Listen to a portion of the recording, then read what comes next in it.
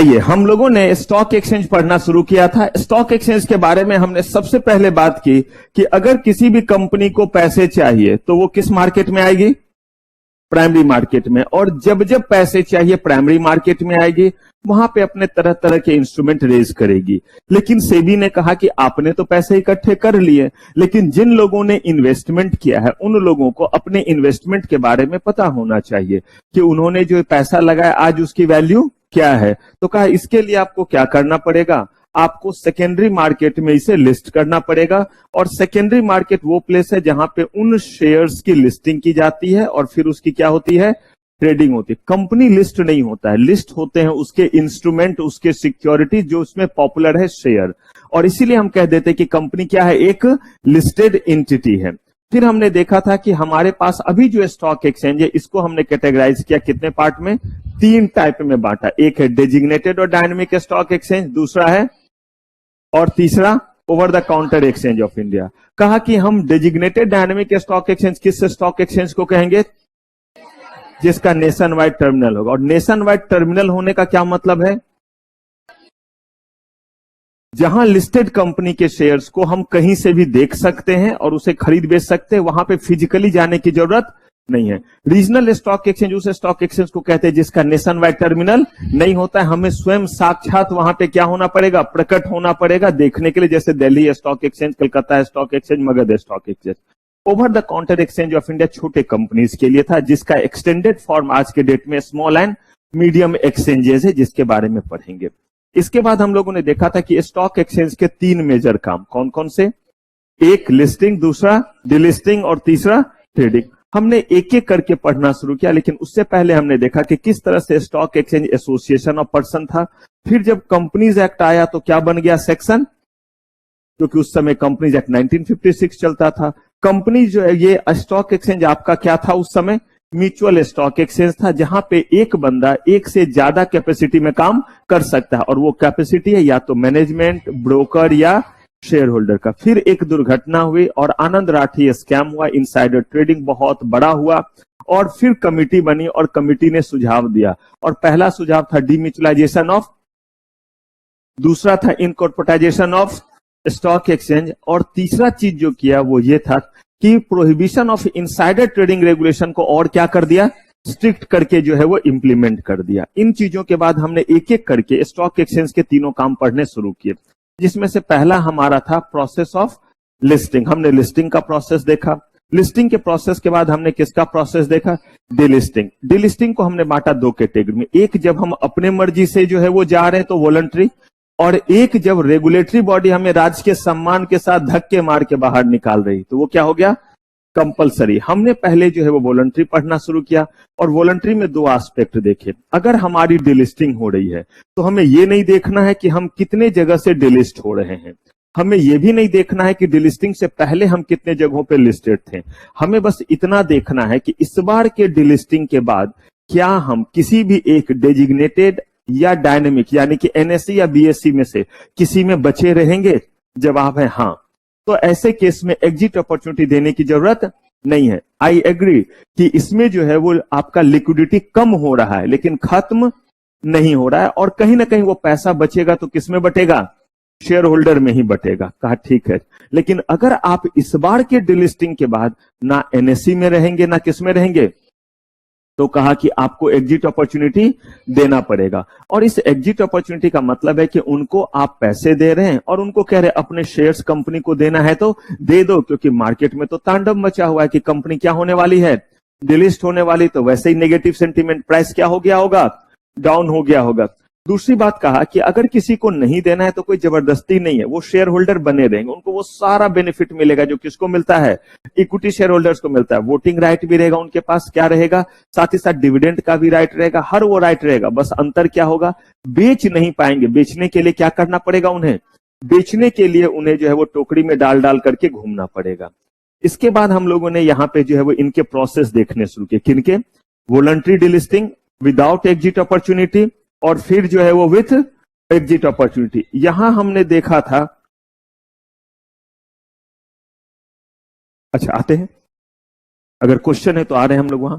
अब कहा कि यहां पे जो है हम पब्लिक नोटिस देते हैं, और जब हम इस प्रोसेस को देखते हैं तो ये थोड़ा सिंपलर प्रोसेस रहता है। लेकिन यही जब हम आते हैं किसमें, विथ एग्जिट अपॉर्चुनिटी में, तो यहां हमारे पास प्रोसेस थोड़े क्या हो जाते हैं, टीडियस हो जाते हैं, कॉम्प्लिकेटेड हो जाते हैं। अब इसमें आएंगे जो आपका डाउट रहेगा। इसके बाद हम लोगों ने जो है वो देखा था कि अगर आप ये डिलिस्टिंग कर रहे हैं तो डिलिस्टिंग के बाद प्रमोटर के पास कितने शेयर आ जाने चाहिए, 90%। अब इस बात पे ये डिपेंड करता है कि पहले से कितना शेयर प्रमोटर के पास था। जितने भी शेयर उनके पास है रहने दीजिए, इस बार उतना ले लीजिए कि टोटल का प्रमोटर के पास कितना आ जाए। और मैंने आपको यहां पे थोड़ा सा अलर्ट किया था कि यहां पे कैसा क्वेश्चन रह सकता है, न्यूमेरिकल और प्रैक्टिकल क्वेश्चन रह सकता है। कर लिया उस बात को पीछे कॉपी में? मुझे ऐसा क्यों लग रहा है नहीं किया है? आपने किया निकिता? तो इसीलिए जो है वो उसको कर लेना है, और सारे लोग क्या करेंगे उस चीज को, और जिस दिन पढ़ाया उसी दिन ये कर लीजिए, वरना बच्चे आप भूल जाएंगे। एक ही लाइन तो लिखना है, इसी कॉन्सेप्ट को दोबारा बस लिखना ले लेना है, और उस पर कोई क्वेश्चन जैसे मैंने लिखा प्रमोटर का इतना, इसका इतना, और इतना लिख करके छोड़ दीजिए। कम से कम याद तो रहेगा कि इस पे सर ने क्या बोला था। क्योंकि मैं आपको साफ बात दिलाऊं, आपको रात में ये रिवीजन करना है एग्जाम के रात में, वरना आपको ध्यान नहीं रहेगा कि कहां कहां से प्रैक्टिकल क्वेश्चन और न्यूमेरिकल क्वेश्चन पूछे जा सकते हैं। और मैंने जिस कॉपी पे बोला था वो बड़ा सिंपल था, जो कॉपी है उसी कॉपी को पलटिए और उसी पे बैक साइड से क्या करते जाइए, सिर्फ उस चीज को दोबारा लिख लीजिए जो मैंने बोला था कि यहां से न्यूमेरिकल और प्रैक्टिकल क्वेश्चन हो सकता है, ताकि आप उसी कॉपी से क्या कर पाए, रिवीजन। और फिर बात मानिए, नहीं कीजिएगा इस काम को, बाद में खुद ढूंढिएगा, और ऐसे जब मैं कभी कुछ पढ़ा रहूंगा, जब बोलूंगा तो याद आ गई ये तो मैंने किया ही नहीं है, और तब तक आप उससे आगे निकल गए। तो एक सीक्वेंस में रहने दीजिए ताकि आप उसको ढूंढ भी पाए कि वो किस टॉपिक का है। टॉपिक लिखना है स्टॉक एक्सचेंज, बस उसके बाद उसको लिख लिया जो भी आपका। कितना लाइन इसमें बताइए मुझे, कितना टाइम लगेगा इसको दोबारा लिखने में? बहुत बड़ा काम है। एक तरफ प्रमोटर को खींच दिया और एक तरफ बस लिख दिया, टोटल 1000, प्रमोटर 200, मार्केट 800। अब यहां पे करेंगे 90%, इसका क्या हो गया 900, 200 ऑलरेडी है, तो 200 माइनस किया तो कितना चाहिए 700। तो इस 800 में से कम कितने लोगों के शेयर आने चाहिए? मुझे इस बात से कोई मतलब नहीं कि कितने लोगों ने शेयर्स दिए, मुझे इस बात से मतलब है कि मेरे पास नंबर ऑफ शेयर्स कितने हो जाने चाहिए, 700 शेयर्स हो जाने चाहिए। चलिए, इसके बाद हम लोगों ने कंपलसरी देखा। कंपलसरी को दो कैटेगरी में बांटा। कौन कौन सा कैटेगरी था? बाय ऑपरेशन ऑफ लॉ और ड्यू टू थिन ट्रेडिंग। जब हम बाय ऑपरेशन ऑफ लॉ कहते हैं तो इसको फिर मैंने बांटा दो कैटेगरी में, एक था बाय स्टॉक एक्सचेंज और एक by any other statute. By stock exchange का मतलब क्या हुआ? बाय स्टॉक एक्सचेंज बिल्कुल बाइकर गैंग जैसा लग रहे हैं, नहीं जो लूट के भागते हैं बाइक वगैरह। अब देखिए बाय स्टॉक एक्सचेंज का मतलब क्या हुआ। बाय स्टॉक तारीफ की थी मैंने। बाय स्टॉक एक्सचेंज का मतलब हुआ कि आपने कुछ ऐसे गुल खिलाए हैं जिसके कारण स्टॉक एक्सचेंज धक्के मार के क्या कर रहा है, बाहर निकाल रहा है। और उस धक्के में, उस सांस्कृतिक कार्यक्रम में मेजर कुछ दिया हुआ है। कौन कौन सा? लिस्टिंग एग्रीमेंट में लिखा हुआ था कि ये कंप्लायंस करेंगे। उस समय तो बोला था सब करेंगे, लेकिन जब एक बार लिस्टिंग हो गया तो वो सारे कंप्लायंस, और वो सारे कंप्लायंस बताने वाला हूं जब आपको इसी में LODR जब पढ़ाऊंगा। जब हमारा बेसिक राउंड खत्म हो जाएगा, आपके हाथ में नोट्स रहेगा, तब हम लोग बात करेंगे और LODR के बारे में बताएंगे, जिसमें से कुछ बातों को आप पहले भी पढ़े होंगे कंपनी लॉ में जब पढ़ रहे होंगे। उन्हीं चीजों को देखना है कि लिस्टिंग एग्रीमेंट के अकॉर्डिंग आपने वो कंप्लायंस किया है कि नहीं। वो एनुअली करना रहता है, हाफ ईयरली करना रहता है, क्वार्टरली करना रहता है, कंपनी को सिर्फ एक बार अपने लाइफ में करना रहता है, और कुछ कंप्लायंस एडॉक बेसिस पे करना रहता है। दूसरा बोला कि मार्केट में कोई अब्यूज किया, गड़बड़ घोटाला किया, जो मैंने आपको सर्कुलर ट्रेडिंग वगैरह बताया था, जानबूझ करके प्राइस को इंक्रीज कर रहे हैं। मार्केट में प्राइस बढ़ेगा और घटेगा, ये चीज तो ठीक है, लेकिन अगर आप उसको क्या कर रहे हैं, मैनिपुलेट कर रहे हैं, तो वो अब्यूज में आया और आपने लिस्टिंग फी नहीं दिया। इसके अलावा और कोई भी जो है वो लॉ जिसमें कहीं भी कॉन्ट्रावेंशन के केस में पेनल्टी जो है वो डिलिस्टिंग है, तो आपको क्या किया जा सकता है जी, ये सिक्योरिटीज मार्केट से अलग भी हो सकता है आपने कोई क्रिमिनल केस आपके ऊपर, कंपनी के ऊपर आया हो, या कोई सीवियर जो है वो सिविल केस आया हो, कोई इकोनॉमिक फ्रॉड बड़ा सा आया हो, या आपके ऊपर जो है मनी लॉन्ड्रिंग वगैरह का कंपनी के ऊपर केस आया हो, तो ऐसे केस में कंपनी को डिलिस्ट कर दिया जाता है। इसके बाद हमने देखा था ड्यू टू थिन ट्रेडिंग, कहा ये जो है वो मजबूरी है। और भी चीज आपको बताऊंगा कि और कौन कौन से केसेस हैं जिसमें कंपलसरी डिलिस्ट किया जाता है।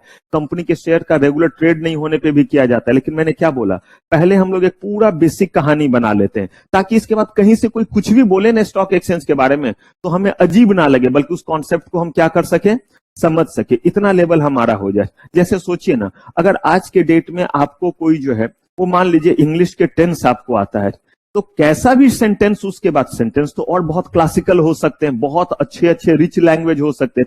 लेकिन अगर हमारा टेंस, वर्ब, प्रीपोजिशन यही सब नहीं पढ़ा होगा, तो अगर बहुत अच्छा अच्छा कोई सेंटेंस बोलेगा तो क्या हम कैच कर पाएंगे? क्या उसका रियल यूटिलिटी होगा? तो कुछ चैप्टर में इसीलिए मुझे ऐसे लेकर के करना पड़ेगा, क्योंकि आप देखिए कितना कॉन्सेप्ट इसमें है, अलग अलग जगहों का कॉन्सेप्ट इन्वॉल्व है, इसीलिए ऐसे लेकर के चले। एक बार ये बेसिक कॉन्सेप्ट खत्म, फिर किसमें आ जाएंगे, फिर हम लोग आपके सामने नोट्स रहेगा और शुरू से चलते जाएंगे और क्रॉस करते जाएंगे कि ये हमने कॉपी में पढ़ लिया, पेंसिल से आप भी अपने नोट्स के उस पोर्शन को क्या करेंगे, हल्का सा लाइन देंगे और आगे बढ़ेंगे और फिर पहुंचेंगे ये तो हमने जिक्र नहीं किया था, तो करते हैं जिक्र और अब हम उस चीज को समझ पाएंगे। तो यहाँ पे ड्यू टू थिन ट्रेडिंग में कहा पहला चीज, पेड अप कैपिटल 1 करोड़ से ज्यादा, और उसके बाद कोई भी दो कंडीशन में से एक कंडीशन, कौन सा, मेंबर्स 300 से ज्यादा ना हो, दूसरा हमारे शेयर्स को ट्रेड हुए कम से कम कितने दिन हो गए हो, मिनिमम 1 साल हो गया हो। कहा ठीक है।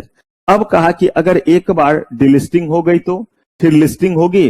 कहा लिस्टिंग करने की क्यों जरूरत है? कहा जब जब पैसे इशू करेंगे, सेबी ने क्या बोला, क्या करना पड़ेगा, वरना हम लिस्ट नहीं करते। तो कहा अगर दोबारा फिर पैसे चाहिए तो, कहा दोबारा फिर पैसे चाहिए तो अपने आप को क्या करो, अपने आप को जो है वो लिस्ट करो। तो कहा कि अगर वॉलंटरी डिलिस्टिंग था तो कितने साल के बाद, 5 साल के बाद। लेकिन अगर यही आपका जो है in case of compulsory delisting, तो कह रहे हैं बाय ऑपरेशन ऑफ लॉ है, ये गड़बड़ घोटाला है, तो कहा 10 साल। ड्यू टू थिन ट्रेडिंग है तो है ये भी कंपलसरी, लेकिन बोला हमने जानबूझ करके नहीं किया, हमारे शेयर्स में ट्रेडिंग कम हो रही है, मेंबर जो है वो एक दूसरे को बेच रहे हैं, हम क्या सबको जाकर के बोले कि 300 से ज्यादा रहो, तो ये आपके कंट्रोल में नहीं है, इसीलिए इसमें बोला सिर्फ कितने साल। और यहां मैंने आपको एक बात बताई भी थी, और वो ये बताया था कि अगर कहीं आपके मन में लड्डू फूटे कि सर इतना तांडव करते हैं, इतना जो है वो तामझाम करना है, किस केस में, वॉलंटरी डिलिस्टिंग के केस में, क्यों ना लिस्टिंग फी देना बंद कर दें, खुद ब खुद कंपलसरी क्या कर देगा, डिलिस्टिंग।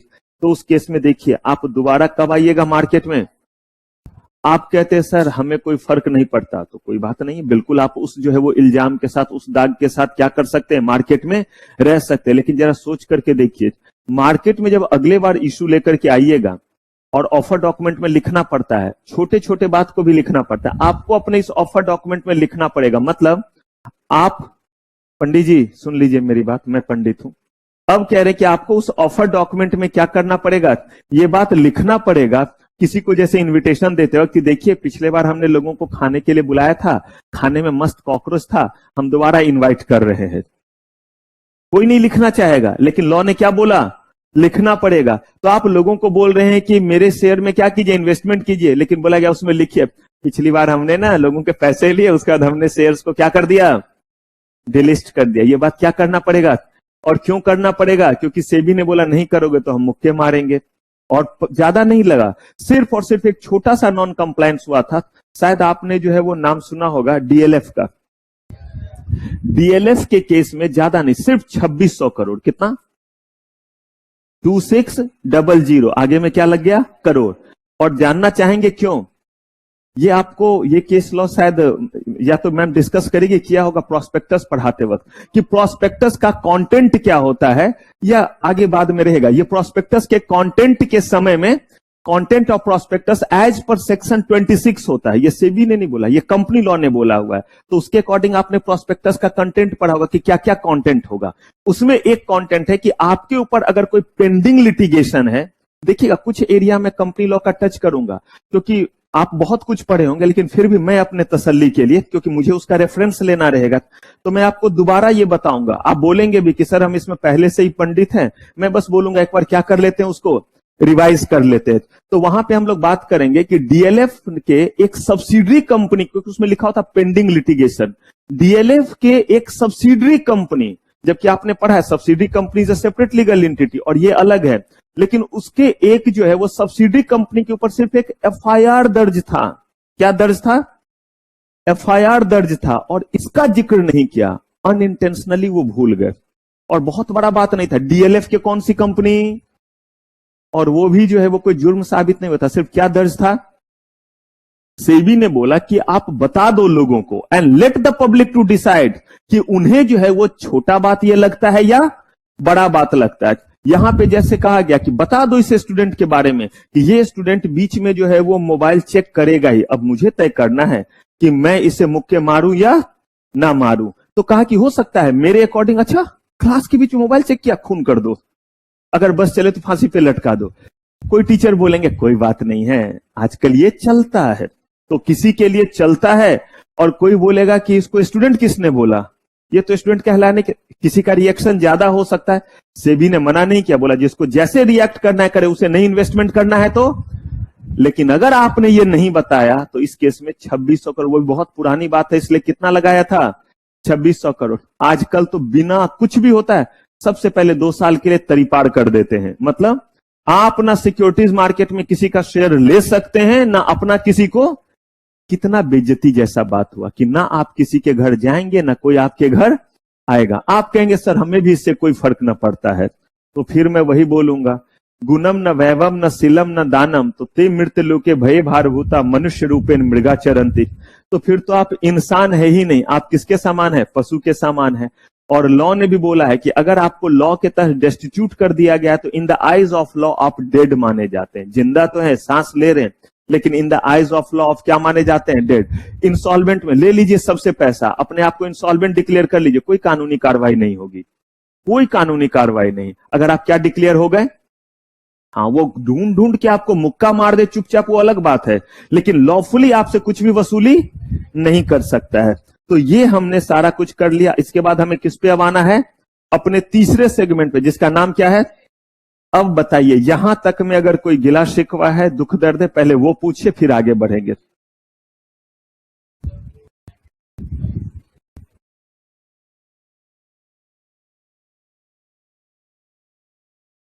नहीं, आप किसी भी स्टॉक एक्सचेंज में जो है वो फिर लिस्ट नहीं होंगे 5 साल के लिए। क्यों ऐसा बोला, क्योंकि इन्होंने कहा कि आपने तो, फिर आपको एक चीज और भी बताऊंगा, अभी तो डिलिस्टिंग थोड़ा सा बोला, लेकिन डिलिस्टिंग करने के लिए दिया हुआ है कि आप जिस स्टॉक एक्सचेंज में लिस्ट हुए हैं 3 साल के बाद ही वहां से क्या हो सकते हैं, डिलिस्ट। लेकिन अभी थोड़ा इग्नोर कीजिए जो जो नहीं बता रहा हूं, ताकि आपने लोगों को बोला था कि हम जो है वो कलकत्ता स्टॉक एक्सचेंज में भी लिस्ट हो रहे, तो लोगों ने बोला इटा मार कंपनी रे बाबा, भालो कंपनी, आमी शेयर लेवो रे बाबा, यही सोच के उसने शेयर लिया।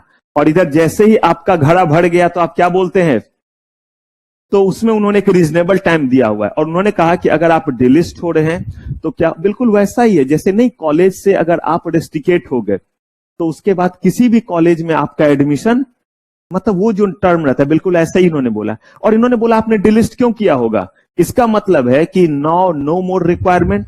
तो रिक्वायरमेंट नहीं तो 5 साल तक ठंड रखो, ये थोड़ा ना यहां से निकलो और क्या करो, यहां पे चले जाओ। मतलब इस कॉलेज में धूम मचाया, शीशा वगैरह फोड़ा, प्रिंसिपल को बंद कर दिया रूम में, और उसके बाद जो है वो दूसरे कॉलेज में जाके मस्त अगले ही दिन से एडमिशन लेकर के चौड़े हैं और इंतजार कर रहे, अब किस दिन मौका मिलेगा कि यहां के भी प्रिंसिपल को क्या करेंगे। तो कहा कि नहीं, ये सही नहीं है। और कुछ आप पूछ रहे थे, ये 30 डेज दिया हुआ है कि हम जो है वो मौका देंगे, और हम जो मौका देंगे उस मौके के केस में कहा गया है कि मुझे एक ही बताइए, शेयर पहले जो है वो ट्रांसफरेबल है या नॉन ट्रांसफरेबल है। तब मैं डेट आपको समझाता हूं, ट्रांसफरेबल या, इसका मतलब ट्रांसफरेबल है। कहा कि ट्रांसफरेबल है तो कोई तो एक पल होगा, क्योंकि आज देखिए वहां तक पहुंच जाते हैं तो बताऊंगा कि आप जब शेयर खरीदते हैं तो उसका सेटलमेंट T+2 डेज में होता है। क्या आज पढ़ा है किस चीज में, अच्छा तो देखिएगा, मैं आपको उसी में थोड़ा सा और एडिशन करूंगा, पढ़ लिया तब तो अच्छा है, मेरा सिलेबस बचेगा। तो अब वहां देखिएगा, लेकिन इसकी पूरी कहानी बताऊंगा कि ये T+2 पे पहुंचे कैसे। तो ये जो T+2 डेज है, अब हम इसमें T+1 पे पहुंचने वाले हैं। हो सकता है कि आपका जो है वो जब तक कोर्स खत्म हो तब तक ऑफिशियल अनाउंसमेंट हो जाए कि अब जो है वो T+2 नहीं कितने दिन में काम हो रहा है, जबकि ऑलरेडी T+1 में काम चल रहा है, लेकिन कैसे करके होगा वो देखेंगे बात। तो यहां पे इन्होंने क्या कहा कि ये जो सेटलमेंट में टाइम लगता है, तो एक बंदे ने दूसरे को दे दिया, दूसरे ने तीसरे को दे दिया, आखिर हमें न्योता भेजना है। किसी को न्योता भेजने के लिए सबसे पहले उसका पता तो होना चाहिए।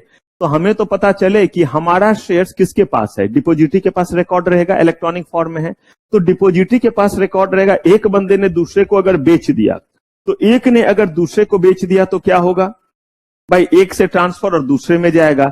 लेकिन ये जो बीच में हवा वाला पीरियड रहेगा, इसमें हम किसका माने? रिकॉर्ड में तो तब रहेगा ना, जैसे मेरे पास से गया, छोड़िए मेरे पास तो ही नहीं तो क्यों रहेगा, स्नेहा के पास से गया, टी डेज था जिस दिन इन्होंने बेचा, और इन्होंने बाबा जी के लिए बेचा। नए बाबा, मॉडर्न बाबा सारा इन्वेस्टमेंट किसमें करते हैं? शेयर्स में करते हैं। बाकी बाबा मोह माया से दूर हैं, ये बाबा जो है सिर्फ शेयर, डिवेंचर, इसी में क्या कर रहे हैं? इन्वेस्टमेंट। तो नए बाबा हो गए।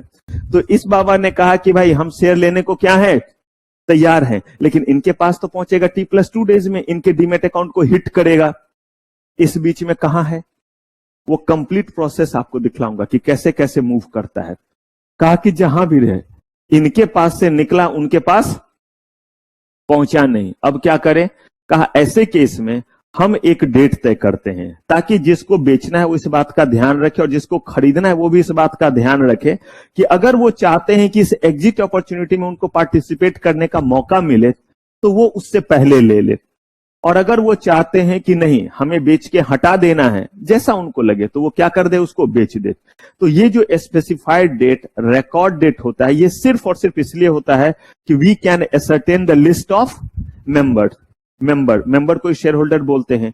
तो जब भी किसी भी तरह से शेयर होल्डर्स को कोई भी न्योता दिया जाता है, चाहे राइट इशू का, चाहे बोनस इशू का, चाहे आपका डिविडेंड का, तो ऐसे केस में ये डेट तय किया जाता है, ताकि हम उसी तक क्या हो सके, पहुंच सके। बहुत बार ऐसा भी होता है, शेयर्स आपने बेच दिया, फिर भी डिविडेंड आपको मिलेगा। रीजन ये है कि जो डेट वहां पे रिकॉर्ड डेट में दिया था, उस दिन आपका नाम था, और उसके अगले दिन आपने उसको क्या कर दिया, सेल कर दिया।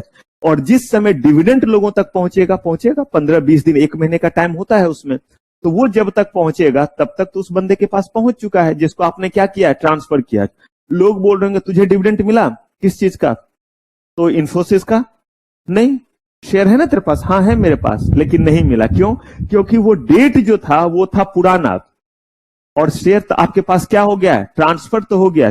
जिसके पास था उस डेट को, उसके पास क्या जाएगा, डिविडेंड जाएगा। और इसके अलावा हमारे पास कोई रास्ता नहीं है, इसीलिए हमें क्या करना पड़ता है, ये डेट अनाउंस करना पड़ता है। और अनाउंस करने का मकसद है कि हमने आपको वार्न कर दिया, अब आपको बेचना है तो आप जानिए, जिसका नाम उस दिन रहेगा उसको डिविडेंड मिलेगा। पहले लेना है तो पहले ले लीजिए, और पहले लेने वाले के केस में प्राइस थोड़ा अप रहता है, क्योंकि उनको पता है डिविडेंड क्या होगा। और अगर उसके बाद दे रहे हैं तो भी लोगों को पता रहता है, लेकिन जो समझदार है उनको पता रहता है। सिर्फ मार्केट में गए देखने लगे तो उससे नहीं पता चलेगा। अगर आपने कुछ स्टडी कर लिया तो आपको पता है डिविडेंड तो डिक्लेयर्ड है इसका, और रिकॉर्ड डेट भी अनाउंस है, तो ऐसे केस में अब लेंगे तो ये वाला डिविडेंड इस साल का मुझे, तो वो माइनस करके चले कि वो रिटर्न आपको नहीं आना है। अरे वो रिटर्न भी तो मुझे आना है, तो इमीडिएट मुझे उतने का क्या हो रहा है, इन्वेस्टमेंट में अभी तो फायदा हो जाएगा। तो इस पर्पज से है। क्लियर है? इसलिए क्योंकि अगर बहुत ज्यादा आगे रहेगा या बहुत ज्यादा पीछे रहेगा, तो वैसे केस में जो है वो लिस्ट रख पाना क्या होता है, मुश्किल होता है। मुझे एक चीज बताइए, अगर मैं कह दूं 6 महीने पहले जिसके पास थे, तो ये थोड़ा इम्प्रैक्टिकल नहीं हो गया कि 6 महीने पहले से कहां कहां नाच फिर के घूम लिया है वो, और एसर्टेन करने में भी क्या हो जाती है, दिक्कत हो जाती है। इसीलिए वो एक रीजनेबल क्या रखते हैं, टाइम देते हैं। हाँ, ये जो हम 30 दिन रखते हैं वो इसीलिए रखते हैं ताकि बहुत ज्यादा लंबा पीरियड ना हो जाए। बहुत ज्यादा लंबा पीरियड हो जाएगा तो हमें एसर्टेन करने में दिक्कत होगी, क्योंकि बहुत लोगों तक तब तक क्या हो चुका रहेगा, ट्रांसफर हो चुका रहेगा।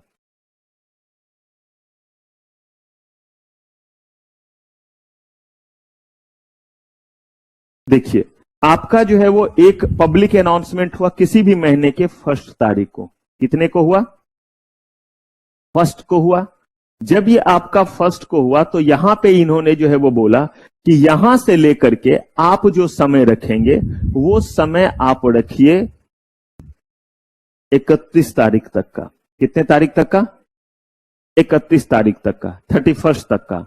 इस बीच में जिसके पास रहेंगे उनमें से किसी को भी हम दे सकते हैं, लेकिन ये डेट बता देंगे। अगर इन्होंने कह दिया इसमें से 15 आ गया इसके बीच में, जरूर नहीं कि 15, वो एग्जैक्टली 30 हो सकता है और वो सेकेंड ही हो सकता है, कोई भी डेट हो सकता है।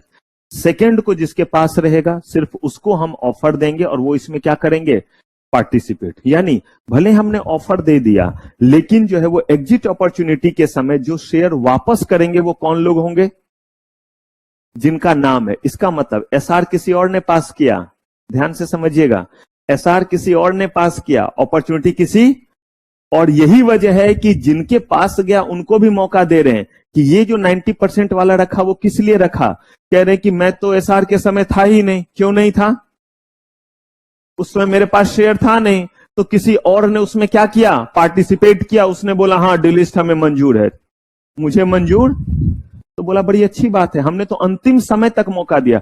अरे भाई शेयर होल्डर्स की जब मीटिंग होती है और एसआर पास होता है तो कितने परसेंट, 75% प्रेजेंट एंड वोटिंग। यहां पे कह रहे हैं कि प्रमोटर को मिलाकर के 90% आना चाहिए, तो बताइए फिर भी मौका दिया या नहीं दिया, नहीं मन है तो आप मत न दीजिए, आपके जैसे कुछ लोग नहीं देंगे तो वैसे ही डिलिस्टिंग नहीं हुआ, क्योंकि 90% पूरा। देखिए दोनों जगह से चले जाना समझते कितनी बड़ी बात है, तभी तो इतने सारे नॉर्म्स रखे हैं, एक तो एसआर, ऊपर से पोस्टल वैलिड, इसके अलावा regulatory body, in principle approval, delisting का नॉर्म्स, और तब इनको यह मौका दिया कि अंतिम में भी इरादा अगर बदल गया तो क्या करो, मत सबमिट करो, और अगर आप नहीं सबमिट करेंगे तो डिलिस्टिंग लास्ट तक भी। देखिए क्यों ये वेट कर रहे हैं, ये देख रहे हैं क्या लिखा हुआ, application to concern stock exchange for, क्यों यहां से यहां के बीच में 1 साल का समय दिया, कहा कि आपको जितने नाटक नौटंकी करना है कीजिए, लेकिन मेरे सारे कंप्लायंस क्या होने चाहिए, पूरे होने चाहिए, क्योंकि शेयर होल्डर्स के लिए बहुत बड़ी बात है कि अपना घर छोड़ करके वो जा रहे हैं, यानी कि अब ना वो एनएससी में दिखेंगे ना बीएसई में, शेयर्स तो रहेगा लेकिन लिक्विडिटी बहुत क्या हो जाएगी, कम। तो बहुत सारा देखिए कभी कभी एसआर मैनेज कर लेते हैं, इसीलिए एसआर मैनेज कर लेते तो बोला किससे करो, पोस्टल वैलिड से करो। डीवीआर में आपको जो है वो ओआर करना था, तो देखा कितने कंडीशन दे दिए, क्योंकि कहा कि ओआर कहीं आप मैनिपुलेट ना कर लो तो कंडीशन फुलफिल कर दो। क्लियर है, बढ़े आगे चलिए। तो अब हम आते हैं इसके जो है वो तीसरे विंग पे, और वो हमारा क्या है, ट्रेडिंग मैकेनिज्म। तो यहां से चीजों को समझते हैं, ध्यान से समझते हैं। इसके लिए मैं थोड़ा लॉगिन करूंगा और तब आपको चीजों को बताता हूं। तब तक आप एक बार जो हमारा डिलिस्टिंग वाला नॉर्म्स था उसको एक बार जो है वो ध्यान से देख लीजिए। कंपलसरी का, वॉलंटरी का, प्रोसेस, तीनों प्रोसेस आप देख के रखिए, लिस्टिंग, डिलिस्टिंग का विथ एग्जिट अपॉर्चुनिटी और विदाउट एग्जिट अपॉर्चुनिटी। देखो किसको पूरा का पूरा प्रोसेस लर्न है। आइए अब जरा यहां समझिए चीजों को जो हम लोग पढ़ने जा रहे हैं। मेरा विपन तैयार है, देखिए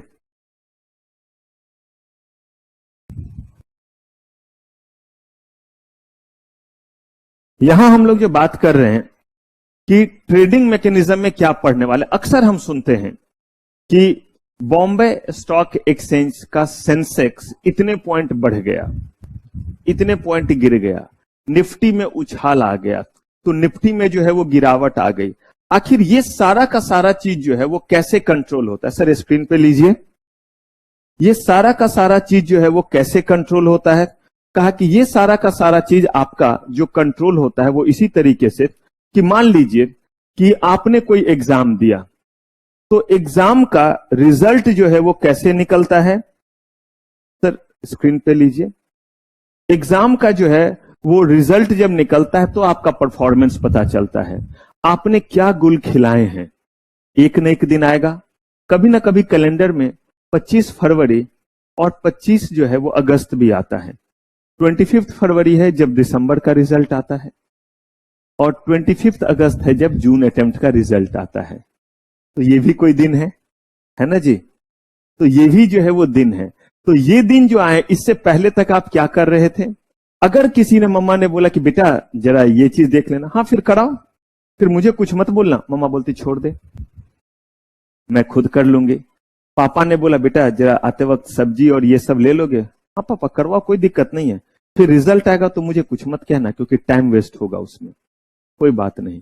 कहते हैं ना 100 सुनार की और 1 लोहार की। जिस दिन अब ये 25 जो है वो फरवरी आया और 25 अगस्त आया, 25 अगस्त, उस दिन जो है वो फिर मम्मा बताएगी कि वाह देख ले उसे, ट्यूशन भी पढ़ाती थी, अपने भाई का भी ख्याल रखती थी या बहन का भी ख्याल रखती थी, इस चीज में हाथ भी बटाती थी, और देख क्या रिजल्ट आया है। तुम लोग को जितना फैसिलिटी दो उतना ही ये दिस दैट जो बोलती है, दिल गार्डन गार्डन हो जाएगा आपका। अब कह रहे ठीक वैसे ही आपने पूरे साल क्या किया ये रिजल्ट बताया, लेकिन जब सीएस का रिजल्ट आया तो क्या उसने ये भी बता दिया कि आप मैथमेटिक्स में कैसे हैं, आप डांसिंग में कैसे हैं, आप एरोबिक में कैसे हैं, आप स्पोर्ट्स में कैसे हैं, आप ड्राइंग में कैसे हैं, आप पेंटिंग में कैसे हैं, आप जीके में कैसे हैं? क्या बताया? नो। सिर्फ और सिर्फ सीएस के रिजल्ट ने कुछ चुने हुए सब्जेक्ट में आपका क्या परफॉर्मेंस था वो बताया। बहुत ध्यान से बातों को सुनिएगा, क्योंकि अब जिस चीज में आप पहुंच रहे हैं वो ट्रेडिंग मैकेनिज्म है। ध्यान से सुनिएगा, एक बार में बात समझ में आ जाएगी कि क्यों इस तरह से जिक्र कर रहे हैं। मैंने कहा कि आपके ओवरऑल सारे सब्जेक्ट का परफॉर्मेंस नहीं बताया। सीएस के रिजल्ट ने सिर्फ और सिर्फ, अगर किसी ने मॉड 1 दिया तो सिर्फ और सिर्फ 4 पेपर का परफॉर्मेंस बताया, उसी को रिजल्ट कहते हैं। और वो परफॉर्मेंस जो दिया हुआ रहता है वो परफॉर्मेंस 2 तरह से दिया रहता है। एक, टोटल कितने मार्क्स का था उसमें आपको कितना आया। मान लीजिए 1000 का था और उसमें आपको जो है वो कितना आया, तो इसका मतलब है कि कितना परसेंट आया। खुश करने वाला भी कह रहा हूं, आपको कितना आया, कितना परसेंट हुआ, और खुश कर रहा हूं तो इसका मतलब कितना परसेंट हुआ। 1000 में 1000 आ गया तो 100%। इसका मतलब हर जगह 2 चीजों में आप देख रहे हैं, एक कितना मार्क्स आया और एक वो कितना क्या है, परसेंटेज है। ये सब कहीं ना कहीं जाना है, उठ करके जाएगा सिक्योरिटीज मार्केट, इसलिए बड़े ध्यान से समझिएगा। 1000 का जो है वो आपका जो है वो टेस्ट था, जिसमें से आपको एक जो आया वो आया टोटल मार्क्स आपको जो आया, और एक हुआ उसको हमने किस टर्म में बदल दिया, दोनों तो एक ही बात हो गया, रिप्रेजेंट करने का तरीका हुआ। किसी ने पूछा तो आपने बोला हाँ 900 आए, किसी ने पूछा तो आपने बोले 90% आया है। जब आप 900 बोलेंगे तो बताना पड़ेगा कि आउट ऑफ कितना, लेकिन जब आप 90% बोलेंगे तो सफिशियंट है कि बच्चे का परफॉर्मेंस कैसा रहा। अगर किसी ने बोला 90% आया है तो अब मुझे यह पूछने की जरूरत नहीं कि कितने में कितना आया, 90% आया मतलब परफॉर्मेंस आपका पता चल गया कि इस लेवल का है। लेकिन अगर सिर्फ 900 बोला तो इनकम्प्लीट सा है, मुझे आपका रियल परफॉर्मेंस नहीं पता चल पा रहा है कि आप किस कैलिबर के हैं, क्योंकि इसके लिए मुझे देखना पड़ेगा कि कितने में कितना आया है। तो कहीं ना कहीं सिर्फ एक चीज बताया तो इंफॉर्मेशन आया, परसेंटेज में जब बताया, यानी इसी बात को 2 तरीके से रिप्रेजेंट करते, इतने में इतना आया या इतना क्या आया, परसेंटेज आया, यही 2 तरीका हुआ। कहा ठीक है। सीएस का अगर दिया आपने मॉड 1 तो 4 पेपर, मॉड 2 दिया 3 पेपर, दोनों दिया तो 7 पेपर। बस इसी 7 का परफॉर्मेंस है ना, या उसमें जो है वो कोई और सब्जेक्ट का भी परफॉर्मेंस छिपा हुआ है? क्या उसमें कॉर्पोरेट रिस्ट्रक्चरिंग का है, क्या उसमें ड्यू डिलिजेंस है, क्या उसमें ड्राफ्टिंग है, क्या उसमें सेक्रेटेरियल ऑडिट है? कहा नहीं, ये सब कुछ भी उसमें नहीं है। तो ये सिर्फ इस बारे में बताया। ठीक वैसे ही अगर मान लीजिए कि किसी बंदे का कहा जाए कि पार्ट 1 का रिजल्ट आया, तो पार्ट 1 का रिजल्ट अगर आया तो इसने भी परफॉर्मेंस बताया। Result always shows what, performance. लेकिन किस चीज का परफॉर्मेंस? तो कहा कि जितने भी पेपर आपने जो है वो पार्ट 1 के दिए, अगर उसमें 4 होगा तो उसका जो है वो क्या है, ये परफॉर्मेंस है।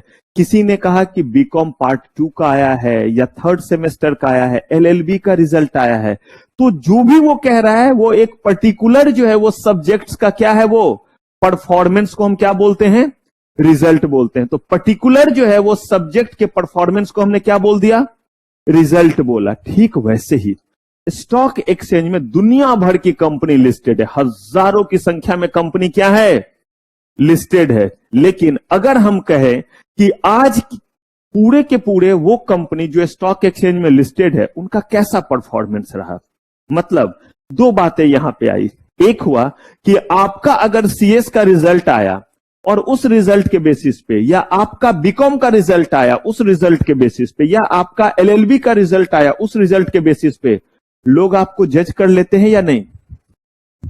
ऑल्दो उसमें सारे चीज नहीं दिया हुआ है, जिंदगी के सारे चीज उसमें नहीं लिखे हुए हैं, लेकिन सिर्फ 4-5 जो है वो सब्जेक्ट से, लेकिन वो कह देते तो नालायक है, बर्बाद हो गया है सब कुछ। कहां लिखा हुआ है कि वो किसके पीछे भाग रहा है?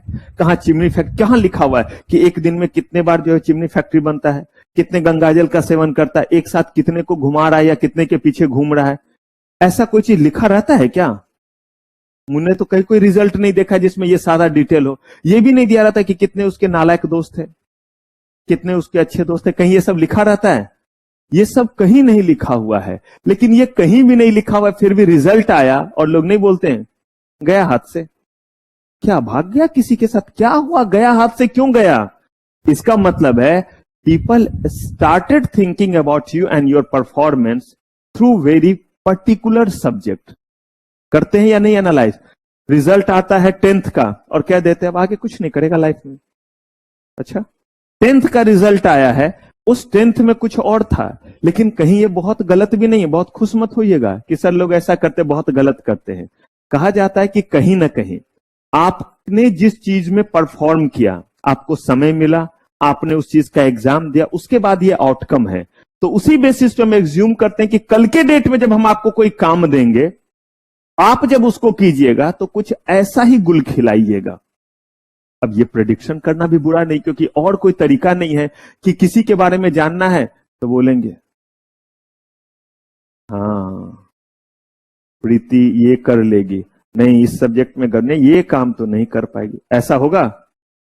अगर ऐसा होगा तो बंदा क्या कहलाएगा? जादूगर कहलाएगा, भगवान ही कहलाएगा। का ऐसा कोई हमारे पास मैकेनिज्म नहीं है। तो हम करते क्या हैं, हम एकेडमिक परफॉर्मेंस के बेसिस पे उसके आगे के एकेडमिक को क्या करते हैं, जज करते हैं। ठीक वैसे ही हजारों कंपनी है जो लिस्टेड है कहां, स्टॉक एक्सचेंज में। कहा कि इन कंपनीज का आज क्या परफॉर्मेंस रहा, तो बोला इस परफॉर्मेंस को भी इनके रिजल्ट से जानेंगे। तो कहा कि हमारे और आपके परफॉर्मेंस को रिजल्ट से जानते हैं, इनके रिजल्ट का नाम जो है वो क्या है, इंडेक्स है। क्या नाम दिया? मैंने नहीं दिया तो बद्दुआ मुझे मत दीजिएगा, मैं मदद ही कर रहा हूं उल्टा आपको समझाने में। अब जिस चीज को हम रिजल्ट बोलते हैं उसको ये क्या बोलते हैं? इसका मतलब अगर आपका बीकॉम का रिजल्ट निकला तो आप बोलते हैं ना कि रिजल्ट आया है बीकॉम का, जिस भी सेमेस्टर में हो। रिजल्ट आया मॉड 1 का, सीएस का रिजल्ट आया, सीए का, जिस भी एग्जाम को आप दे रहे हो, एलएलबी दे रहे हैं या जो भी कर रहे हैं, तो आप बताते हैं। ठीक वैसे ही कहा जाएगा कि बॉम्बे स्टॉक एक्सचेंज का इंडेक्स आज पूरे दिन में या इस पॉइंट पे इस समय में बॉम्बे स्टॉक एक्सचेंज का कैसा परफॉर्मेंस है, ये जानने के लिए उसके किस चीज को देखना पड़ेगा, इस समय आपका क्या परफॉर्मेंस है, तो आपके लेटेस्ट रिजल्ट को देखना पड़ेगा। लेटेस्ट रिजल्ट मतलब अभी आपने मॉड 1 मॉड 2 नहीं दिया है, इससे पहले आपने जो एग्जाम दिए, मान लीजिए बीकॉम का कोई पेपर दिया है, तो उसमें देखा जाएगा कि आपका कैसा क्या था, परफॉर्मेंस था। और वो तब तक कैरी होता रहेगा जब तक आपका अगला रिजल्ट नहीं आ जाता। अगर वो रिजल्ट उससे अच्छा आ गया तो बोलेंगे देखो बच्चे ने क्या जो है वो मस्त जो है वो कोप अप किया है, मैं तो पहले ही बोल रहा था कि इस बच्चे में बहुत कैलिबर है, जबकि मस्त गाली दे रहे थे, लेकिन बोल रहे हैं कि मैंने तो पहले ही बोला था ये बच्चा बहुत टैलेंटेड, बहुत कैलिबर है, किसी कारण से इसका जो है मार्क्स गड़बड़ हो गया, देख लेना आगे क्या करेगा। इसी बच्चे का जो है रिजल्ट खराब हो गया, तो देखो मैंने बोला नहीं था कि जिसका एक बार रिजल्ट ऐसा हो गया वह है ही नालायक, वो ऐसे ही नालायक करेगा, बेकार है उसको पढ़ाना। घर बिठाओ, ये करो, ठेला लगाओ, ई रिक्शा चलाओ, जो जैसे सूट करे वैसे कराओ। इसका मतलब ये है कि ये स्टेटमेंट कब तक, जब तक अगला रिजल्ट नहीं आ जाए तब तक पिछले वाले को लेकर के रगड़ते रहते हैं और बीच में याद भी दिलाते रहते हैं। जब आप ज्यादा किसी का बर्थडे वगैरह मनाने लगिए और घर वाले तक संदेशा पहुंचे, तब उस बर्थडे का मतलब ये वाला बर्थडे नहीं, ऐसे ही घूम फिर रहे हैं, कहीं जा रहे हैं, पता चला कि ज्यादातर जो है वो क्लास, और कहीं गलती से पता चला कि क्लास नहीं आए हैं और कहीं और है, तब घर वाले बोलेंगे भूल गए, डबल डिजिट में भी नहीं मार्क्स आया था, सिंगल डिजिट में आ रहा। अलग अलग तरह का चीज सोचकर इतना अच्छा स्क्रिप्ट लिखते हैं कि वो जो मनोज मुनस्सिर है ना, मुतस्सिर, ठीक है जो भी हो, तो उनका नाम श्री श्री मनोज कर देते हैं। तो जितना अच्छा जो है वो श्री श्री मनोज जी भी नहीं लिख पाते हैं स्क्रिप्ट, पता नहीं कैसे मम्मा लोग वो स्क्रिप्ट लिखती, कभी सुनिएगा वो स्क्रिप्ट, बड़ा मजा आता था जब दीदी लोग को सुनाती थी, दिल गार्डन गार्डन होता था। क्यों? क्योंकि हमें वो पीटते थे, कुछ भी कर रहे हैं, चल जा पढ़। लगता था ये जो है वो एक टपला जैसा है, कोई कहीं से आया और क्या कर दिया, एक जो आकर के बचा, मतलब मुंह से तो बात ही नहीं होता था, हम लोग डिस्टेंस रखते थे। क्यों डिस्टेंस? हाथ के रेंज से तो हमेशा दूर रहना चाहते थे कि किसी भी बात पे कुछ भी अगर हुआ, जाना तो जाना, ऐसे कौन बोलता है जाना, ऐसे बोला था, ये कौन बोलता है जाना। और अगर जो है आना, आना इधर, समझ गए, ऐसे आना होता है। कब ऐसे करके क्या खींच लोगी, जो यहां पे जो है वो मारा जा रहा है। कहने का मतलब बस ये हुआ कि आप उनको कुछ बोल नहीं सकते, क्योंकि अगर भाई रहे एक आध मुक्के दे दिए कभी तो ठीक है, बाद में मम्मा से मुक्के पड़ेंगे। दीदी है, सही बोले तो मन ही नहीं होता कि क्या कर दे, ऐसे चलता ही नहीं था। और अगर कोई भैया वगैरह है तो कभी कभी ज्यादा बार अगर बजा दिए तो एक आध बार चल जाता था, ज्यादा होने पे। दीदी पे नहीं चलता था, इच्छा होती थी कि कोई बजाए, पापा नहीं बजा पाते थे, मतलब ताऊ लोग कोई नहीं। लेकिन अगर जो है वो मौका मिला मम्मा को या आंट चाची को, जो बजाते थे वो बिल्कुल नहीं छोड़ते थे। अगर उस समय कोई फ्रेंड आया, चल खेलने चलते, वे जा, तेरे साथ रोज खेल लेंगे, ये मौका फिर मिलेगा या नहीं मिलेगा। स्क्रिप्ट का एक एक लाइन सुनते थे, और वो स्क्रिप्ट इतना जोरदार होता था। उसी दिन पैसे ली थी ना, और क्या बोली थी कि ये लाएंगे वो लाएंगे, पता नहीं लगता, एक एक बात को नोट करके रखिए। उतना तो आप एग्जाम के लिए प्रिपेयर नहीं करते हैं, जैसे मैं नहीं बोलता पॉइंट क्या करो, नोट डाउन करो, तो आप उतना नहीं करते होंगे, लगता है हर एक दिन का हिसाब रखा हुआ है। और तब बोले उस दिन भी तो जल्दी ही निकली थी ना, कि उसको साथ उसके साथ और उधर से जाएंगे, ये करेंगे।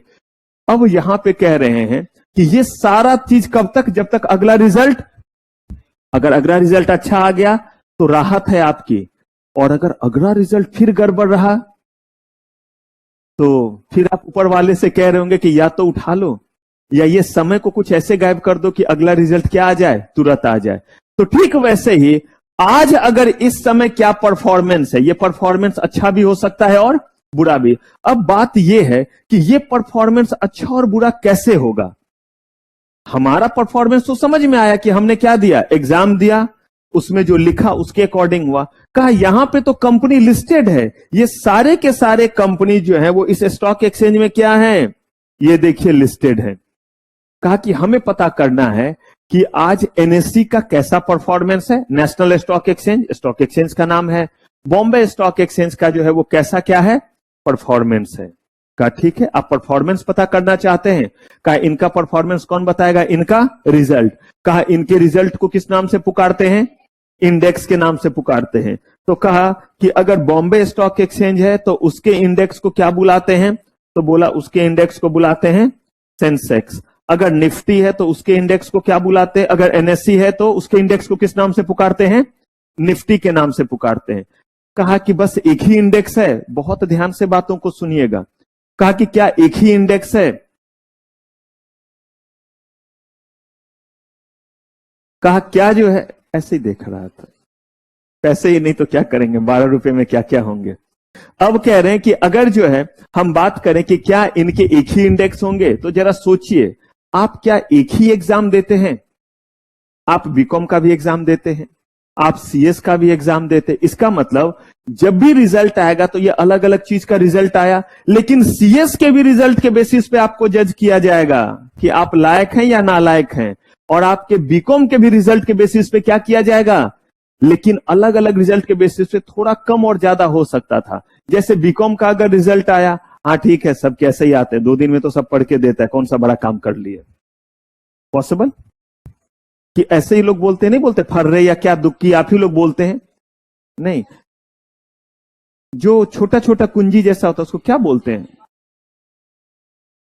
अच्छा चीटिंग वाला नहीं, मतलब जो छोटा गाइड जैसा होता है, पूरे बुक पढ़ने की जरूरत नहीं है, वो पढ़ करके बस आप पढ़ लीजिए, 6-7 दिन में पढ़ के पार। हाँ अच्छा, टेनियर, अच्छा किसी बच्चे ने बोला था क्या दुक्की, अच्छा कोई बच्चा बोलता था दुक्की जैसा वर्ड, पता नहीं, हो सकता है, ये मैं सुन रहा था, मेट्रो में वो बात करते जाते हैं ना, बड़ा मजा आता है उनके कन्वर्सेशन को सुनने में, और वो जो बता रहे होते एक दूसरे को, सब नालायक, लेकिन एक दूसरे से जब बता रहे होंगे तो आपको लगेगा कि ये तो आइंस्टीन का पप्पा जी है, और वो भी खास, और कैसे करके जो है वो बता रहा होगा वो सुनिए।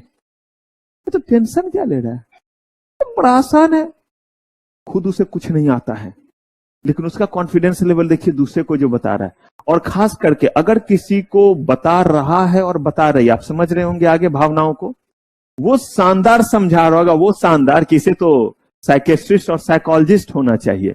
तो अब अगर आपके बीकॉम का रिजल्ट आया तो बीकॉम के रिजल्ट का उतना इंपॉर्टेंस है, लेकिन अगर आपके सीएस का आया उसका जो है वो परफॉर्मेंस, इसका मतलब देखिए दोनों बता रहा है परफॉर्मेंस को ही, लेकिन कोई जो है वो थोड़ा ब्रॉड सेंस में बता रहा है और कोई थोड़ा नैरो सेंस में बता रहा है। ठीक वैसे ही एक इस समय जो आप पढ़ाई कर रहे हैं वो है सीएस, और ये आपके मेन में काउंट होगा क्योंकि ये करियर ओरिएंटेड है।